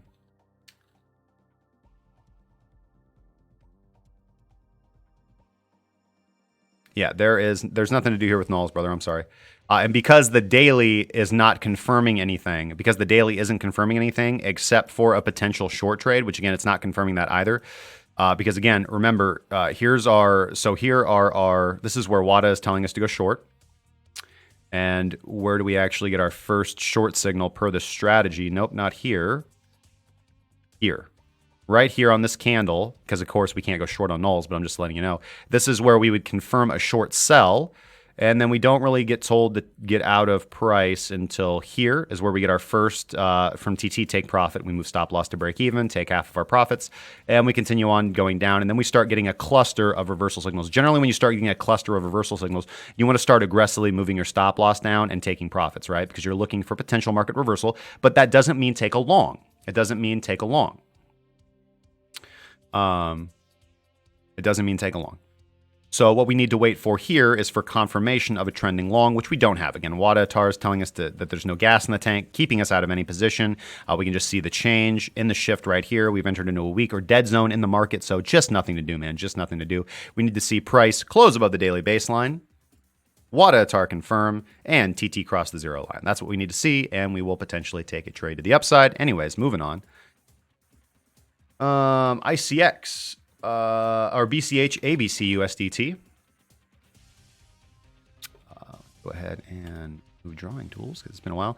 All right, looking at the daily chart, there's really nothing to do here either, man. We can get a continuation cross here. Price has pulled back to the vicinity of the daily baseline. Remember, when you're firing on all cylinders bullish, so look, WADA firing on all cylinders bullish. Here was your long signal from Wada Atar, even though we were in BCH. here. We took the long here. Nope. No. I have to go back and look at the results.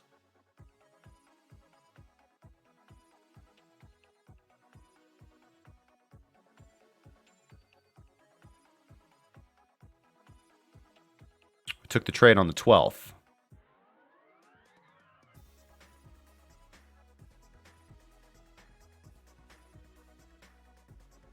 All right, so yeah, the last BCH trade we took was right here. Yep, took our BCH trade right here. Okay, so not back here. Sorry, we didn't get in here. We actually didn't get in here either. We got in on the 12th when things confirmed. And I remember why, because we missed the signal on the 11th, right? Yeah, I specifically said that. Remember that now. Is Wadatar something you download? No, Wadatar Explosion is an indicator that I'm not going to take credit for. I will take credit for my version of it, and I will also thank S. Malal for his version that also inspired me to go ahead and complete my version. So Wadatar Explosion is an indicator that I utilized in Forex to scalp with, but I found that now in my later years of trading, I find that it works very, very, very, very well at longer term trend following confirmations, right? So although it's a fantastic scalping indicator, especially with actually my version of it, which uses restrictions, so it's actually harder to get a signal. So that means that the signals that you do get, especially if you start going down to the lower time frames, they tend to be very, very, very good signals. In fact, I've been talking about this for the last couple of days, how I'm quite excited actually about Wadatar and its ability to be automated almost because of the frequency and good signals that it gives. I mean, just look, this is really, really, really, really good signals that we get from Wadatar. But no, all you have to do is go to trading. It's not going to be on Bittrex or Binance or anything. You're going to have to do your charting on TradingView. So what you want to do is get off the exchanges for your charting. Exchanges are not there to look at the charts. Exchanges are only there to be an execution system. They're only an execution engine. Their charts are lacking in features. And like Binance, they only give you the default. Binance gives you the default indicators that you don't really want to be using. So you want to do your charting on TradingView and come up with your own system. Especially on TradingView, you can backtest a lot easier. You have access to more market data. It's just better software. But if you go to TradingView and you just type in cracking in your indicator search window, you're going to see all the indicators that we have available. And as you can see, time transformation and Quadrigo, soon Minx, those are proprietary indicators. You do have to be in the group to get access to those indicators. But our exponential moving averages, or our CC-EMA, our Ichimoku script, and our Wadatar script are all available. Those come with alerts. Those come with buy and sell signals for different parameters. They are adjustable. They're not your average indicators. So those are free and publicly available to use. You guys can go there right now and check that out. Add it to your chart. You'll get this down at the screen. Gives you buy and sell signals, and it's fantastic as a trend confirmation indicator or an entry and exit indicator, however you like to do it. I do recommend that you pair it with other levels of technical analysis, i.e. indicators, to confirm movements.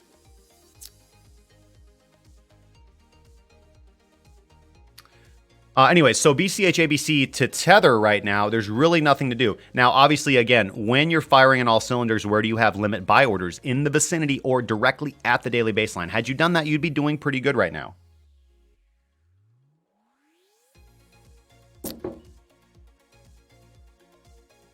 You'd actually be doing pretty good right now. But we're not really getting a daily signal. Now, because the daily WADA is telling us not to do anything. Now, remember, when everything's bullish, when TT is turning up, when WADA is bullish, when price is above the daily baseline, we're free to go down to lower time frames and look for longs, right? You're free to go down to lower time frames and look for long signals. But when the daily is telling you nothing, when the daily is on the verge of trend shift, you do nothing. There's nothing to do here, brother. There's nothing to do here, man. Can I please look at MPXS-F? Yeah, actually, I can.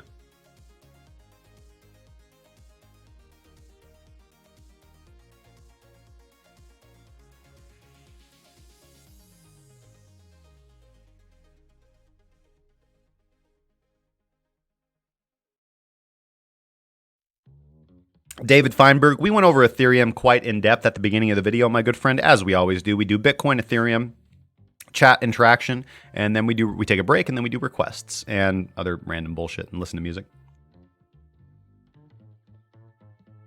Yeah, so really there's nothing to do here with BCH, ABC, USDT, and because the daily is telling me to do nothing, there's no point in going down to the lower time frames, my good friend. Because there's no point in trading lower time frame market structure if the daily is not telling you to do anything. That's not how we do things. We get in on the right side of the market, and that's it. ICX BTC.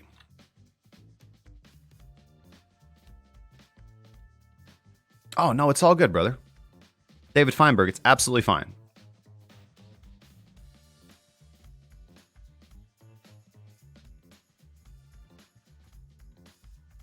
All right, ICX BTC. Honestly, this looks very similar to the nulls chart, flatline. There's really nothing to do here. There's really nothing to do here on the daily time frame. As you can see, we've been in a pretty aggressive down movement. Obviously, it doesn't take a genius to see that. Here was the last sell signal from Wada Atar. We would have actually got confirmation on this candle, would have told us to short. We take some profit here. Pretty quick profit taking there, but that's all right. We take more there, more there, more there. And again, you can see that we've been clustering. So this is a good example of where clustering doesn't exactly tell you, and this is why we don't trade reversals, raw reversals against the trend here. We want to be very careful about taking raw reversals against a trend, because when you're trading altcoins and cryptocurrency in general, there's lots of like in-between movements, which again, you're going to get this kind of concept, and you're going to be told that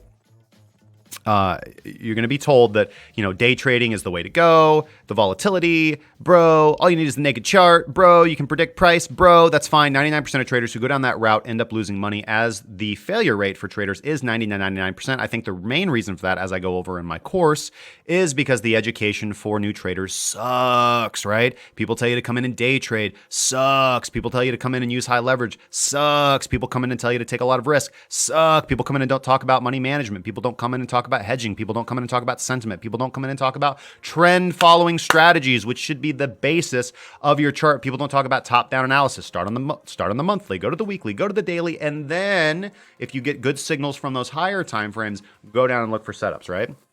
All the way down to the 15-minute, if you so desire. That's not how we do things around here at Cracking Cryptocurrency. We're trying to educate traders to actually make money.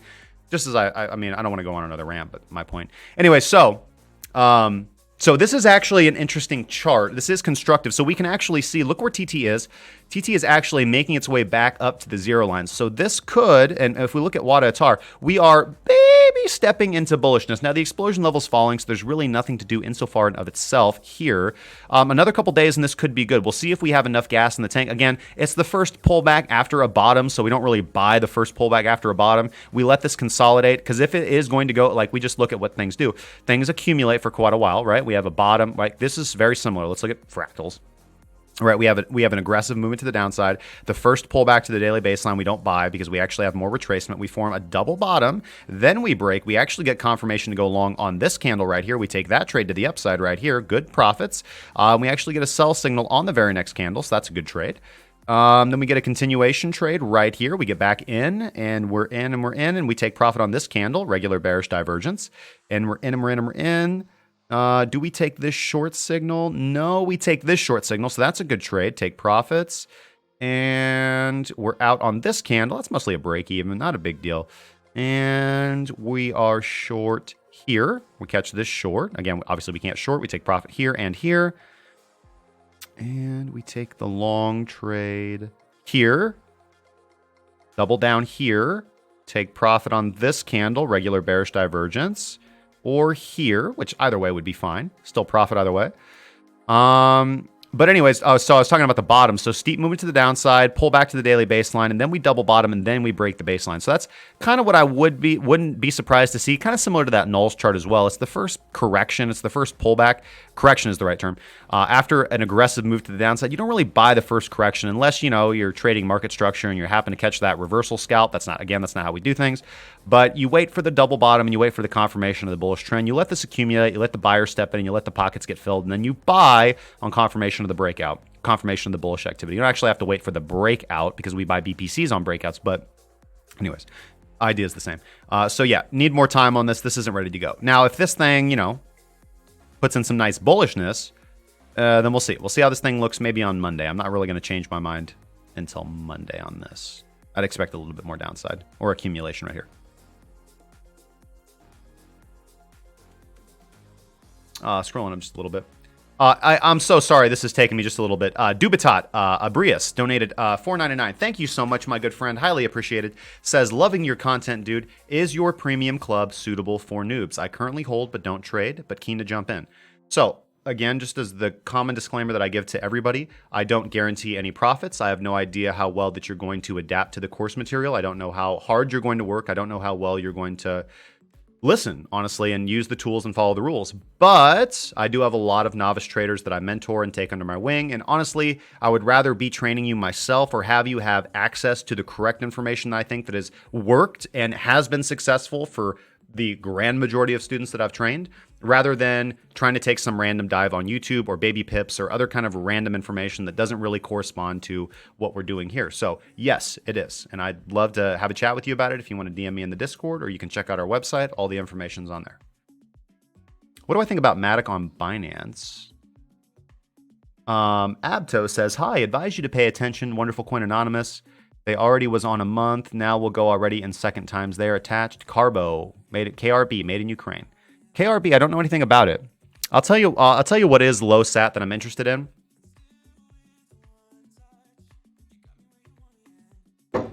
Well, I'm not going to tell you guys yet. You know, no offense. I'll tell you guys on Monday. So after I go onto the IDEX, I don't want to be an asshole, but I'm just being honest about it, right? So there's because I know I reach a lot of people. So I'm not trying to do a P&D or anything like that. But there is a low sat coin that, and generally I almost never do this, but there's a low sat coin that I'm actually interested in accumulating a position in. So I'm not going to tell you guys yet because I'm yet to buy it. So I don't want to buy it at a more expensive price. It's not that I'm going to buy it. It's not that I'm going to tell you what it is and then dump on you. No, I just, if there's 1,000 people watching this, so if 1,000 people go out and buy a low sat coin with little liquidity, it's probably going to pump the price up. And I don't want to buy at that price because I haven't bought yet. So I'll let you guys know. And again, I rarely buy low sat bullshit, but I'm pretty excited about this one actually, and that doesn't happen too often.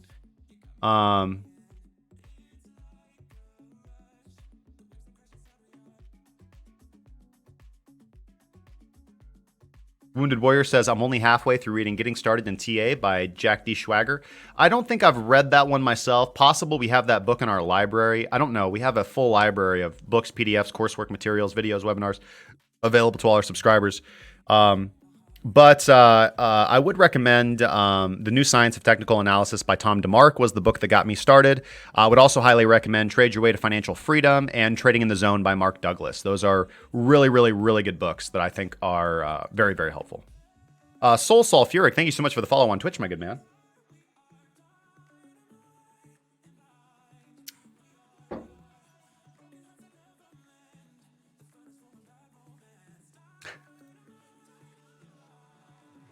Is it 8th generation blockchain cancer cure? I see. No, man. When was now? Says WBI TRTL, please one of my dusty bags. Blaze Ninja 3, do I think it could go back to $8,300 soon? It could. I don't have any indication that it will. I have no indication that it'll go lower either. That's not how I trade. I don't make price predictions. There's no, just as I've said multiple times throughout this current stream, and again, sorry, I'm not trying to, please don't take my attitude as like, you're stupid. Nothing like that. Thank you so much for the question. I'm getting no indications to take any position in Bitcoin right now, right? I took the short yesterday. Was a great trade. Did I expect it to go down so far? No. But when you're on the right side of the market, good things happen. Took some profit, just as I told the guys in the group, hey guys, we have killed it this last week, guys. I mean, here is our results page is always free and open. You guys can just go check this out at currentresults.crackingcryptocurrency.com. If that's not enough for you, you can go to results.crackingcryptocurrency.com and download the PDFs of all our previous months of trades. I think we keep it on there for the last 3 or 4 months. And as you can see, like, sorry, hopefully you guys can see that. Week 2, week 3 already. I mean, there's no, we don't have to rush to put on positions. We enter the market at the right time. We take profit at the right levels. And we wait. We are patient.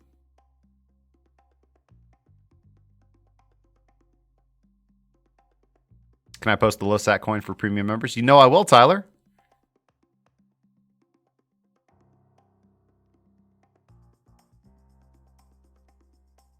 It's not going to be the right buy for everybody, right? Because I'm going to probably buy, I haven't exactly, I've got a good idea of the actual allocation, but I was thinking, if I put a dollar value on there, like 3 to 5. So, somewhere around, it's not going to be right for everybody because it is going to be, and again, you guys know that I don't do this, but it's going to be something like a 6 to 9 to 12 month hold, right? Depending on how market conditions evolve.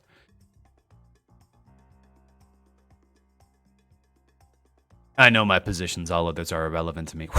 Blockchain ninja. So anyways, let's go back to the request, guys. Yeah, ICX, nothing to do here, my good man. We need to see TT close above 0. We need to see WADA ATAR confirm, explosion level rise, and a strong close above the daily baseline. That would be a potential breakout. I would be, just looking at price action, I'd be a little like, maybe like half position, because it would be the first initial breakout above. And typically those don't have a lot of legs. It's typically the second one that does have more sustained legs, and you can get in on that good trending trade, right? Like, as you can see, like the first one has okay legs, and then you get the re-entry. Remember, continuation trades, continuation crosses are some of the most fantastic trades you guys will ever take.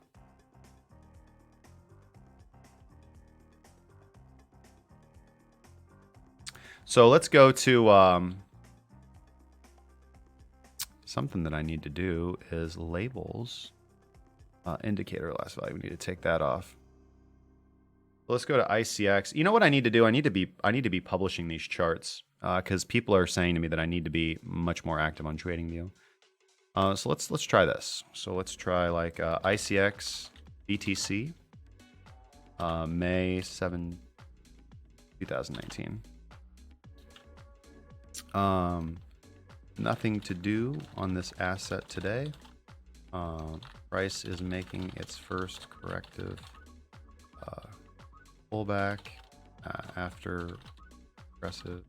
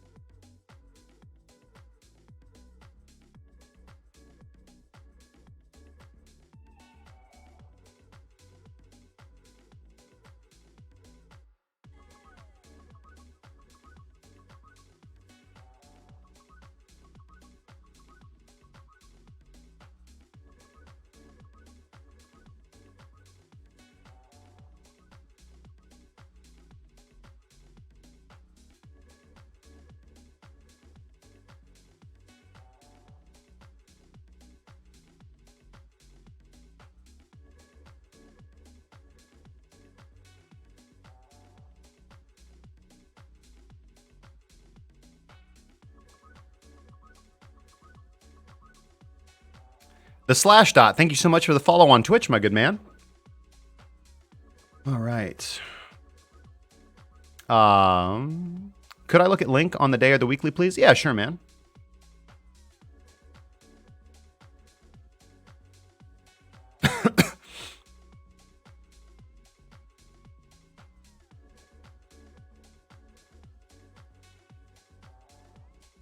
Is it an exchange coin I'm looking at? No, it's not.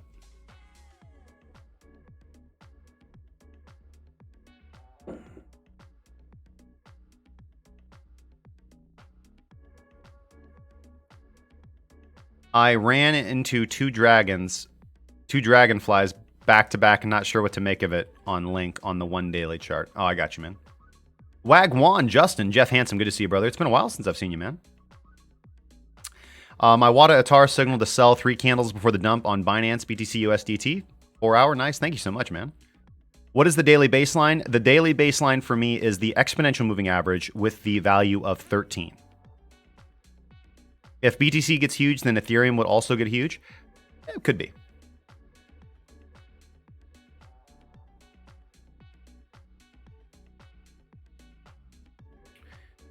LTC USDT. LST. That's not true. LTC USDT. LTC LSD. Yeah, this looks just like Bitcoin, man. There's honestly not a lot to be done here. We've pulled back to the daily baseline. TT is curling down, and Wadatar is printing that same little baby bitch red column. There's no trades to be put on. Things are still bullish because we haven't closed below the daily baseline. That would confirm that you need to be out of LTC. And if you're holding any LTC spot, if you're trading LTC USD, you need to be at least 1x short to hedge your position. Doesn't mean that we have a short trade on the table, but it means you need to be hedged up. So there's nothing to do here, man. We came right into the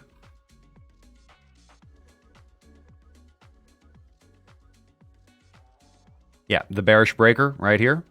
Yep, rejected right from the bearish breaker. So not really surprised to see that. As you can see, we pierced right into it. And that's what I like to see. As I've talked about breakers and order blocks a lot, I don't want to see price closing up inside of them. That's generally invalidation of the level. But when we wick right up to them and reject, that's what we're looking for, right? That's what we're looking. So when you're looking for trading blocks and breakers and things of that nature, go ahead and you can set your orders there. That's fine, right? That's the only way that you're going to be able to catch tops and bottoms using breakers, because they are in by nature reversal strategy. And again, we don't normally teach people to do that. That's not how we teach people to start trading. But just again, if you've been in the course for a while, if you've been in the group for a while, we'll be moving on to this more advanced stuff later. But for the people out there who want a better way of trading price action, which I don't really recommend, I recommend that you come and learn how we do things at Kraken Crypto, because we've done this for a long time. But if you want to look for invalidation of your block without having to have your stop loss get hit, if price closes within the barrier, within the breaker or the block, it's invalid. It's invalid. Generally, price is going to push higher because they had strength to push up into the resistance level. Does that mean you still can't get rejection? No, but it's almost always better safe than sorry to exit your position either at a small gain or small loss rather than have to have your stop loss get hit. And that's the point of having nuance in your trades, is that often your stop loss will not have to get hit. If your stop loss is always getting hit and then price moves in your direction, it's not because of stop loss hunts. It's because you're putting your stop loss in the wrong place. It's because you're taking on too large of a position size relative to your capital, and therefore you're setting your stop loss really close, right? And then you get hunted and then price moves up. You need to stop placing your stop losses in what to you are logical stop loss areas. And you need to place your stop loss in the correct place with technical analysis.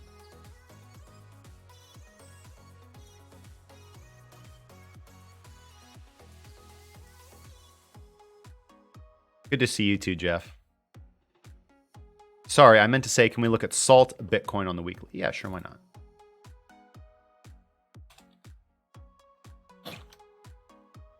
Sorry. When BTC rises again, would I go alts or BTC mainly? So, yeah, again, thank you, Chase, for joining us. I highly appreciate you joining the channel. So I'm not really big on altcoins, man. I trade them. I trade the heck out of them, but I do not have faith or hold or am an investor in altcoins. I just trade them. I hold, am an investor, and have faith in Bitcoin, and just about only Bitcoin. Now, that doesn't mean that I'm not kind of excited by some of the stuff out there, or I love the innovation. But insofar as how I allocate my capital, I'm not a bag buyer, dude. You'll never hear me say loading up my bag. That's why, that's why I said earlier, I'm like, hey, there is one low sat coin that I'm going to pick up some on, blah, blah, blah. I'm not going to tell you what it is because I want you guys to pump the price before I buy. That's literally the first time in doing the show, at least since November, that I've said that. So yeah, we're not a Telegram, man. We're filling our bags. We're going to the moon. Man, fuck that, dude. We make most of our money in high liquidity markets. Real trading. So BTC. But again, I'll be trading in and out of whatever's profitable to trade at the point in time. Thoughts on Litecoin after the halving? To the fucking moon, man. No, I don't know, dude. I mean, in general, halving has a positive effect on price. That's kind of a fundamental event. I don't trade fundamentals, so. When you say you're hedging 1x short, you're referring to your trading stack or your HODL plus trading coins? Same thing to me, man. I don't HODL altcoins, so, it's not that I don't have altcoins that I have on ledgers and then I have to take care of them. I have Bitcoin, right? So when I mean, so for the people who are out there HODLing, if the daily is bearish, you're not long on your coin. You shouldn't be long on your coin. We don't buy and hold around here. That means, yes, you're 1x short on all Litecoin that you own, or you're in stable coins, or you're in Tether. And when price is bullish again, you get back in. Thank you so much, Chase. I appreciate that. What about Platin Coin? Never heard of it, bro. The 21 EMA on the daily is important to BTC and long-term moving averages like the 102. Yeah, they are. They can be, but I just found that the more lines that you put on the chart, the more, this is just what I've learned over years of doing this. You don't want to have so many things that, you want to have enough qualifications for a trade that they filter out losses and give you good signals. But you don't want to have so many. Again, you don't want to have really like levels on your chart where you're trying to generally figure out support and resistance, right? Because that is trying to trade reversals, and beginners should not trade reversals. So you just want to get, the only thing that matters for a trade is really not where can price go, where might price stop, none of that, right? Just you need to have a system that tells you when to get in and when to get out. And everything else that you put on your chart is just going to be noise for the most part, especially for a beginner, especially for an experienced trader.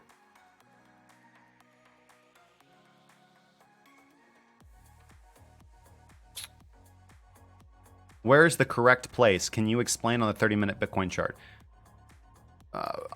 Explain what? There's nothing to look at as far as market structure on the 30-minute chart because the daily isn't telling us to do anything. So anything lower is just going to be noise. Thank you, Christian. Wounded Warrior, you got it, man. Tether is not Seifu. Yep. And, and Michael Latner, looking at what you need to start off on the daily. So again, we only look for trades on the lower time frame if the daily tells us that we can. So if the daily is telling you don't do anything, there's no reason to look any further. You're done. You go walk your dog or play with your kids or play video games or whatever you guys want to do. I don't recommend you play video games, but you just, go read a book. Can you go over how to read your EMA indicator on TradingView? If not next time, no problem, Bill Callis. It's very easy. So this is the way I do it. It's going to come. What I need to do is change the defaults. But again, you can look at however many EMAs that you want, right? So here's all the EMAs that you can plot with the CC EMA indicator. What I recommend doing is just going in here and putting a 13 and a 55 on because that's how I trade, right? Most of the other stuff is just going to be noise. And this is just, something that I've refined. This is what you're looking for because these generate signals. Everything else is the price might stop here. There might be support here. There might be resistance here. This might be a magnet, all that. Oh, who cares, right? It's just noise, man. Now, I'm not saying that you can't incorporate that into a good strategy. I did for a long time, right? But just, I'm working on making things really, really simple for people so they can understand really what I'm looking at. So just take it off. The nice thing too is you can trade crossovers, and this is going to tell you, right? Buy, right? That's it.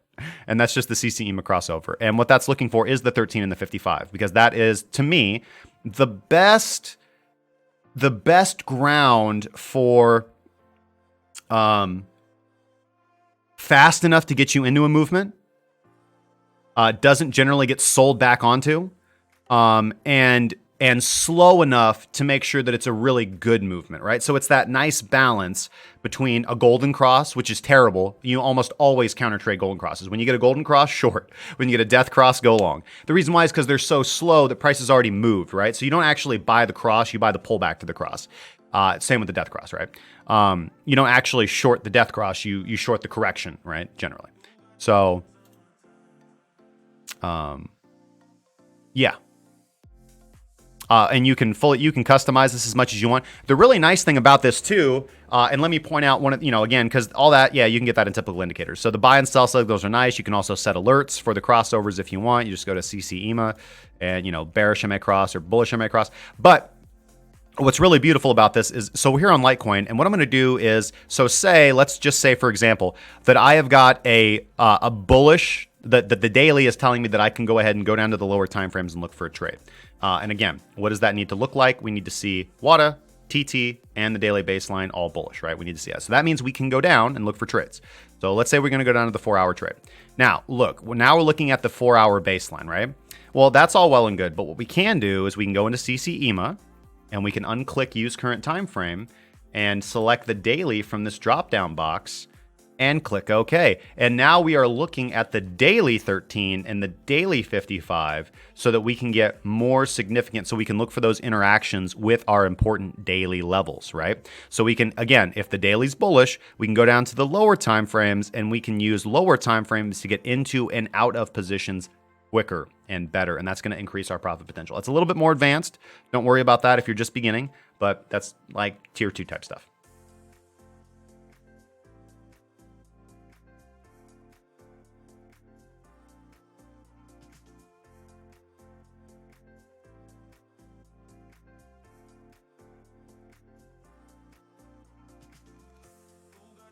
Mufad P says, I placed a stop loss for my short just above the previous swing high, but price shot up and my stop executed 40 points above where I placed it. I lost more than my profit target. How to solve this? Well, I mean, the real solution is working on your entry and exit, right? If you're, again, you're going to have losses, right? So it could be, I'd have to look, again, you can't just look at that one trade, but it seems to be you're frustrated by it. So this seems to be a pattern. So what's most likely happening is, you're entering into the market at the wrong time. So you're entering in too quick, right? You're not waiting for confirmation, or you're incorrectly placing your stop loss, which often happens a lot. People want to use a lot of risk, use a large position size, which they shouldn't. And because of that, they set their stop loss too tight. You need to set your stop loss at the logical place, right? So if a high has, you don't want to set your stop loss above a recent swing high. You never want to do that unless that swing high just rated liquidity above a previous swing high. That's the only time that you can go ahead and use a swing high. Really, you can use either swing high in that example, because if a high has already been rated for liquidity, there's already been a stop loss onto the upside. There's no reason for price to go back up there unless price is bullish and not bearish.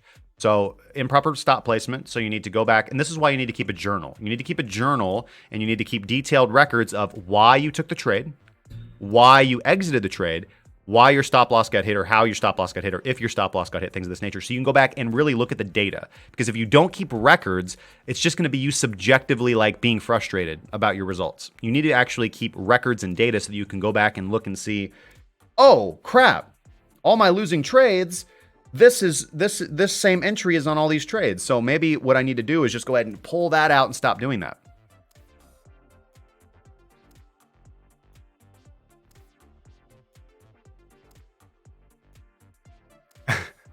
Ron Legato says, so I'm at the bar watching your show. A guy that I was talking to a year ago that almost started to fight with me is asking about Bitcoin, so I sent him to your YouTube channel. Awesome, man. Thank you, brother. Changing hearts and minds just in 2020. Awesome, guys. Thank you so much. I would probably Jon Snow the hell out of that. Like, I don't want it. I love Daenerys so much.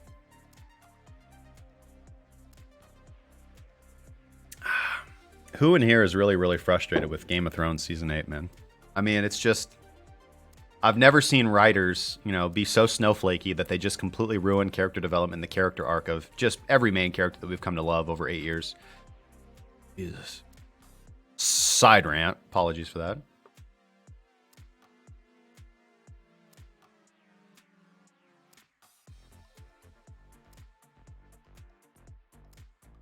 All right, anyways, guys, let's get back to the requests, and let's keep this pumping along.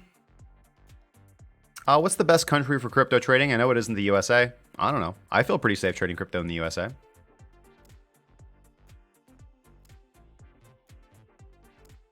But I don't know. That's one of those, like, what's the best country? Blah, blah, blah.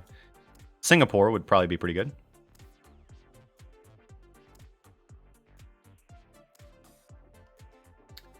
Christian says, I keep a mental record, and when I place the trade, it's a good bet at the time with various indicators, sometimes just because it's the most likely.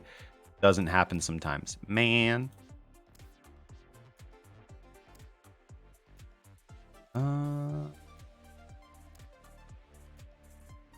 Trying to noodle out. Yeah, I mean, listen, I just think that in general, 9 out of 10 people, like, keeping mental records is an excuse not to keep a journal, right? Because you're going to forget things. You're going to make mistakes. And a lot of people have that feeling that, like, they're like, I got this, I'm going to remember. But how many times do you forget, right?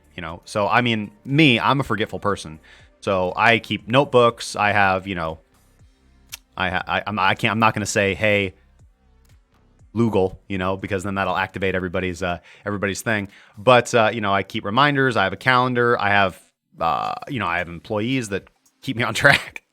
Because I'm a creative person, right? So my mind is always working on, creative things up in my head. So it's easy for me to forget, like, oh, hey, I was supposed to call somebody. in general, I do pretty good, but that's because I've incorporated lots of structure into my life, and I think that a lot of people are going to be served well by that. Can I recommend a book to learn how to trade? Pathways to Profit by Justin Wise. No, it's actually a pretty good one. But Trading in the Zone by Mark Douglas, or Trading Your Way to Financial Freedom is really good. The New Science of Technical Analysis by Tom DeMark. What would be the impact of backed Fidelity, et cetera, coming in? We have no idea. It's all speculation. People are like, oh, that's bullish. People are like, oh, that's bearish. They're going to sell on us. Same with the ETF. Doesn't matter. Just follow the charts, man. The charts tell you what to do when.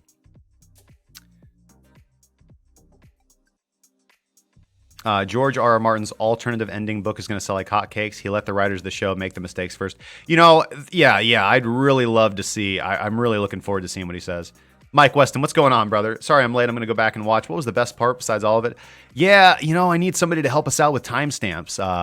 I went over a lot, dude. I went over a lot, man. And we broke down Bitcoin, Ethereum, what happened last night in the markets and the flash crash. We looked at nulls, Bcash, ICX, LTC. We're going to look at Bitcoin. We're going to do a flash round of Bitcoin dominance, MPXS, ETH, Link, and Salt. And yeah, Midwest says, love how the White Walkers were gone in a second. They just moved on. That was so lame, dude. The fact that I guess it was okay, like Arya killing the White Walkers, but come on, or, killing the Night King. That was John's job. And they totally made Bran useless. Like, this was all building up, drama, climax, and Bran just sits there in the chair doing absolutely nothing, doesn't say anything prophetic. Like, it should have been Bran with John's help killing the Night King, right? Like, come on, like, you just can't. Subversion for the sake of subversion, right? Dumb plot for the same, for the sake of subversion. Bran coming back as the Night King next episode? Oh man, hell yeah, dude. I hate the term loading up my bags and back up the truck. Yeah, it's stupid. That's what uneducated, bag holders say.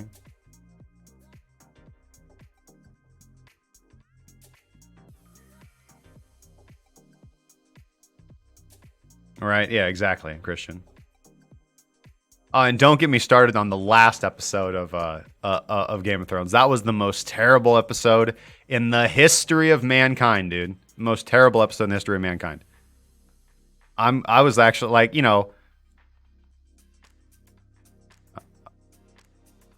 I can't even go there, man. I can't even go there. It's gonna make me rage quit. Looking forward to Mr. Martin, hopefully sewing it all up, man. Because the books are so different, man. You got. The other. Blah, blah, blah. Do you need to wait for confirmation bar above Wada Atar line before shorting?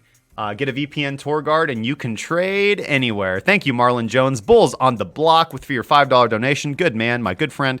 Do you need to wait for confirmation bar above Wada Atar line before shorting? Yes, you do. Yes, you do. Now, Wada Atar can tell you to be. See, so this is how I use Wada Atar.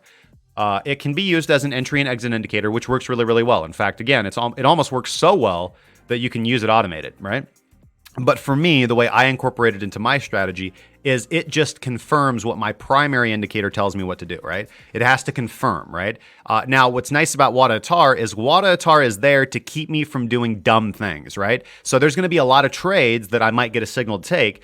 But if Wada Atar doesn't tell me there's enough gas in the tank, because Wada Atar measures volatility and volume as well as momentum, right? So it's a 3-in-1 indicator. And again, I used to have an indicator for each one of these, but now I can just use Wada Atar. And it is telling me that there's not enough gas in the tank to do anything. Like right now, there's nothing to be done, right? You just sit on your hands and you wait for the market to pick a strong side.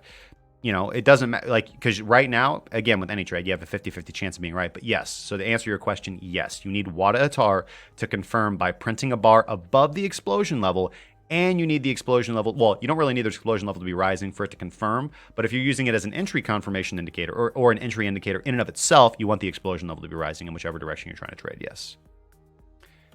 We're halfway through May. Is it better to wait until the 1st of June to join the premium group? That's not how we do things. We don't prorate you. So whenever you sign up, say you buy a month's package. So if today is the 17th of June, we do things really simple, man. 17th of June, at whatever 30 days from today is when you expire.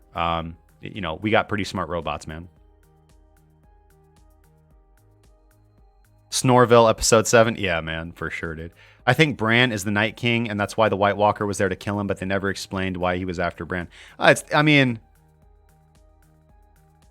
There's so much that they just did so wrong, man. It doesn't really matter what the writers do. Like after they just totally screwed up Jaime Lannister's character arc and Bran's and everybody. Sorry, I know this is a TA channel, but I'm going off on Game of Thrones, man. Sorry, it's just I like Game of Thrones and is the author of the New Science of Technical Analysis the same person who made the TD sequential? Yes, that's Tom DeMark, brother. Okay. So let's do the lightning round here real quick because we're coming to the end of the show, guys. LTC, USDT, nothing to do. We'll go over here and look at Bitcoin dominance. Bitcoin dominance, this was my thoughts on this earlier. Bitcoin dominance, the chart is actually signaling a short on Bitcoin dominance, right? Now we need to wait for the daily to confirm this. Because this day will close below the zero line. Wadatar is confirming and we're below the daily baseline. And also, if you want to look at support resistance, where are we retracing back to? We're retracing back to the daily baseline on Bitcoin dominance and currently rejecting. So this is actually signaling a short. We would use Quadriga to place our stops and targets on BTC dominance. Now, this is not obviously a chart that's tradable. Like we have indices and other options to trade sometimes on other markets and other charts. But in this particular situation, in this particular example, what this is telling us is that Bitcoin dominance doesn't look good. This doesn't look good for the future price of Bitcoin because that means that less market cap will be flowing into Bitcoin. Doesn't necessarily mean now the market caps for both the total crypto market cap and the altcoin market cap actually look quite good, but they're in that same do absolutely nothing state as Bitcoin and just most of the other major coins. They pulled back to the daily baseline and now they're sitting. Doesn't mean you do anything, right? That's not how we really do things, bro. But this would imply to me that the future, at least in the short term, unless we get a different signal, unless something changes here on the Bitcoin dominance chart, that price does not look healthy, at least, very bullish for the future of Bitcoin, at least in the short term, right? And we'll see how far this progresses moving on. But yes, close below the daily baseline, Wadatar bearish, time transformation about to give us our short signal. And we've also pulled back, we've corrected back to the daily baseline and rejected. So this in and of itself doesn't look healthy for the future of Bitcoin, at least in the short term, as far as tradable assets, right? Like obviously in the long term, we're very bullish on Bitcoin, blah, blah, blah, blah. I don't feel like I need to explain that to you guys, but that doesn't really matter because as a trader, we're not going to buy and hold through all the dips and valleys and ups and downs. Otherwise, we wouldn't be traders. We'd be hodlers. Hodlers, we're traders. So moving on a little bit further, NPXS, ETH, Pundi X Ethereum. Going to the daily, there is nothing to be done on this chart either. Nothing to be done on this chart. Let's go to CC EMA and take off that because that is distracting for me anyways. So we've got a potential double bottom trade right here. Price actually grabbed liquidity below those lows. So that's actually not too bad. So we're going to go ahead and draw a horizontal ray. Now, again, don't get me twisted. There's still nothing to do here. But these are some things to watch for insofar as price action. So here's our low of the market on NPXSF. And we bottomed. I know a couple people in the group actually tried to grab that double bottom trade. Really grabbing the double bottom trade is not the way to go about trading the double bottom. You want to wait for price to close and hold the new low as support. You can see that in market structure if you go down to the lower time frames, right? So you see price descending, you see price bottom, and this is where a lot of people would be impatient and try to snag. A lot of people would also be impatient and try to snag here. This is not really the place to go. The right place to go, obviously the 30-minute chart gives you the signal to go here, right? Per our strategy, tells you to buy here. Did it tell you to buy here as well? Yeah, you also could have bought here as well. Got a quick exit signal here, but then you're back in here. So anyways, but this is just market structure, and you really wouldn't be trading this because the daily doesn't tell you to go yet. But I digress. It's starting to look kind of okay now as far as, price action analysis for trading that as well as far as lows getting taken out and hopefully being established as support.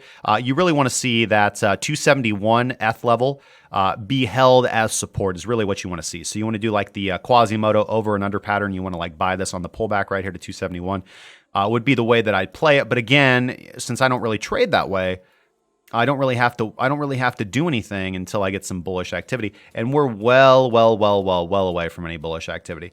This is telling us to take profit and move our stop loss to break even on short trades that we would have taken on this asset. And nothing really looks bullish in the long term for this. So again, bottom scraping trades can always be made. That's not really the way that I do things. But just looking at 30-minute price action and market structure right here, again, we've cleared those lows. We'd like to see 271 hold as support. So you would buy on the bullish candle that closes after the pullback to 271 right now. And then you can take this trade up. I don't really have any good targets for you guys, but it's nothing that I'd trade, but that's my take on it. We'll go to Link. We'll start off on the weekly.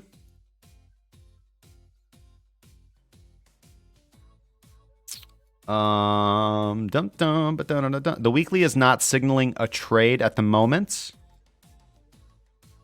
And honestly, it is a lower high on Link, right? And again, I know that I probably lost a lot of viewers when I was like, why are you guys like interested in like, trading Link really? Like, because it's just, it's had its big move and it seems like it's on its way down. Lower high, lower high, lower high, lower high on the weekly. So we'll see, how this does. We'll see if this follows like the ZERP, hits the bottom, pumps up. Now, we're just not far enough away from signaling a weekly trade. So we don't really take active trades on the weekly. This is just good indication for what's going on. But I would say that the weekly does look constructive at this point in time. Doesn't really bode that we're going to like have a higher high. Nobody knows on that. But, we can see that WADA TAR is like slowly moving its way back up. And as we can see, when we were patient and waited for the weekly signal, which we got here, it actually put us in for a very nice trade. And we got the sell signal on this weekly candle. That was a great trade. And then we got re-entries here. We got re-entries here. We actually got the strongest re-entry here on the weekly. And then taking profit on this candle right here. So nothing to do here on the weekly necessarily. We do prefer to stick on the daily, and the daily actually gave us some nice signals to go here. This is interesting. I know that BitPot, one of our analysts, took Chainlink, and I didn't actually take this trade, but he posted this signal for our Discord. We have a lot of analysts, so if you guys want to see what kind of the trades that some of our analysts are putting on, or if you're a good trader yourself and you would like to get peer reviewed, you can always hit us up in the Discord. We'd be happy to go through your trading journal. Of course, qualifications are you do have to keep a trading journal and prove to us that you are a profitable or sustained trader. Now, you don't necessarily have to be the best trader in the world, but you do just have to disclaim that, right? So again, we have public trades that are not trades that are made. So again, you can see the difference. We have analysts and then we have potential analysts, right? So anyways, that's how the distinction is. But anyways, so hit us up if you guys are interested in that, if you are interested in being peer reviewed as a trader. But actually what's interesting about Link is that we actually got a daily buy signal here. You could have taken it here. You had 2 out of 3 here, but you do close below the daily baseline. You get confirmation here.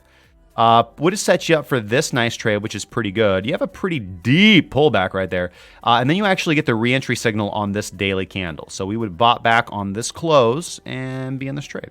So that's really good for whoever was watching Link like that. And I think, again, I want to give a shout out to BitPot on that. I think he put this trade on, a couple days ago, actually. So awesome.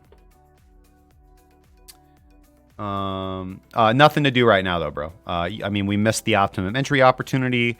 We need to wait for another signal. If you're not in the trade, it's asymmetric at this point in time. And Salt. Salt got delisted off of Binance, huh? Let's go look at the weekly. Weekly looks like shit. Go look at the daily. And the daily looks like shit, bro. Nothing to do here. Sorry. Big down move. Might get a little bit of a pump. We're still below the daily baseline. When does the pump begin? When you close above the daily baseline, you actually get the signal to go long on this candle right here. And you would have caught that. And nothing.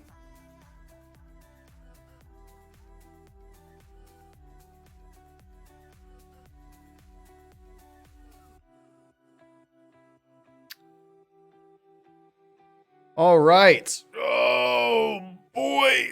Ooh. All right. What a show, guys. Awesome. Thank you so much for joining me. It's been an awesome time. Awesome show. I've appreciated being here for you guys as always, guys. We're going to flip here. Whoa.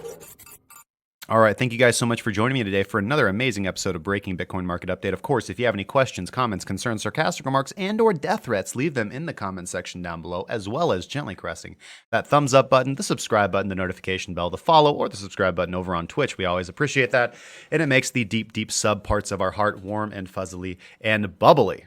Fuzzily, bubbly. Wishes and fishes. Hey, if you guys would like to receive mentorship, one-on-one education, access to our Pathways to Profit course, our custom proprietary indicators, our setups and signals to help you along as you're learning to trade as we do, and our private Discord community, you can, of course, check the link at the top of the screen, premium.crackencryptocurrency.com, if you're ready to get serious about your trading success.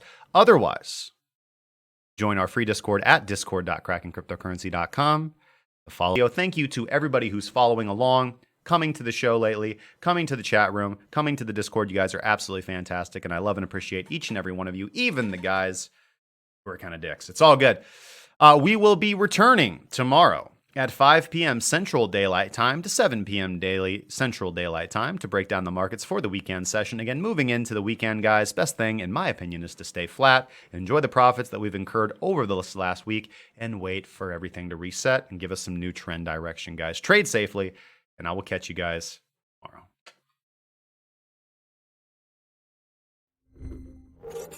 tomorrow.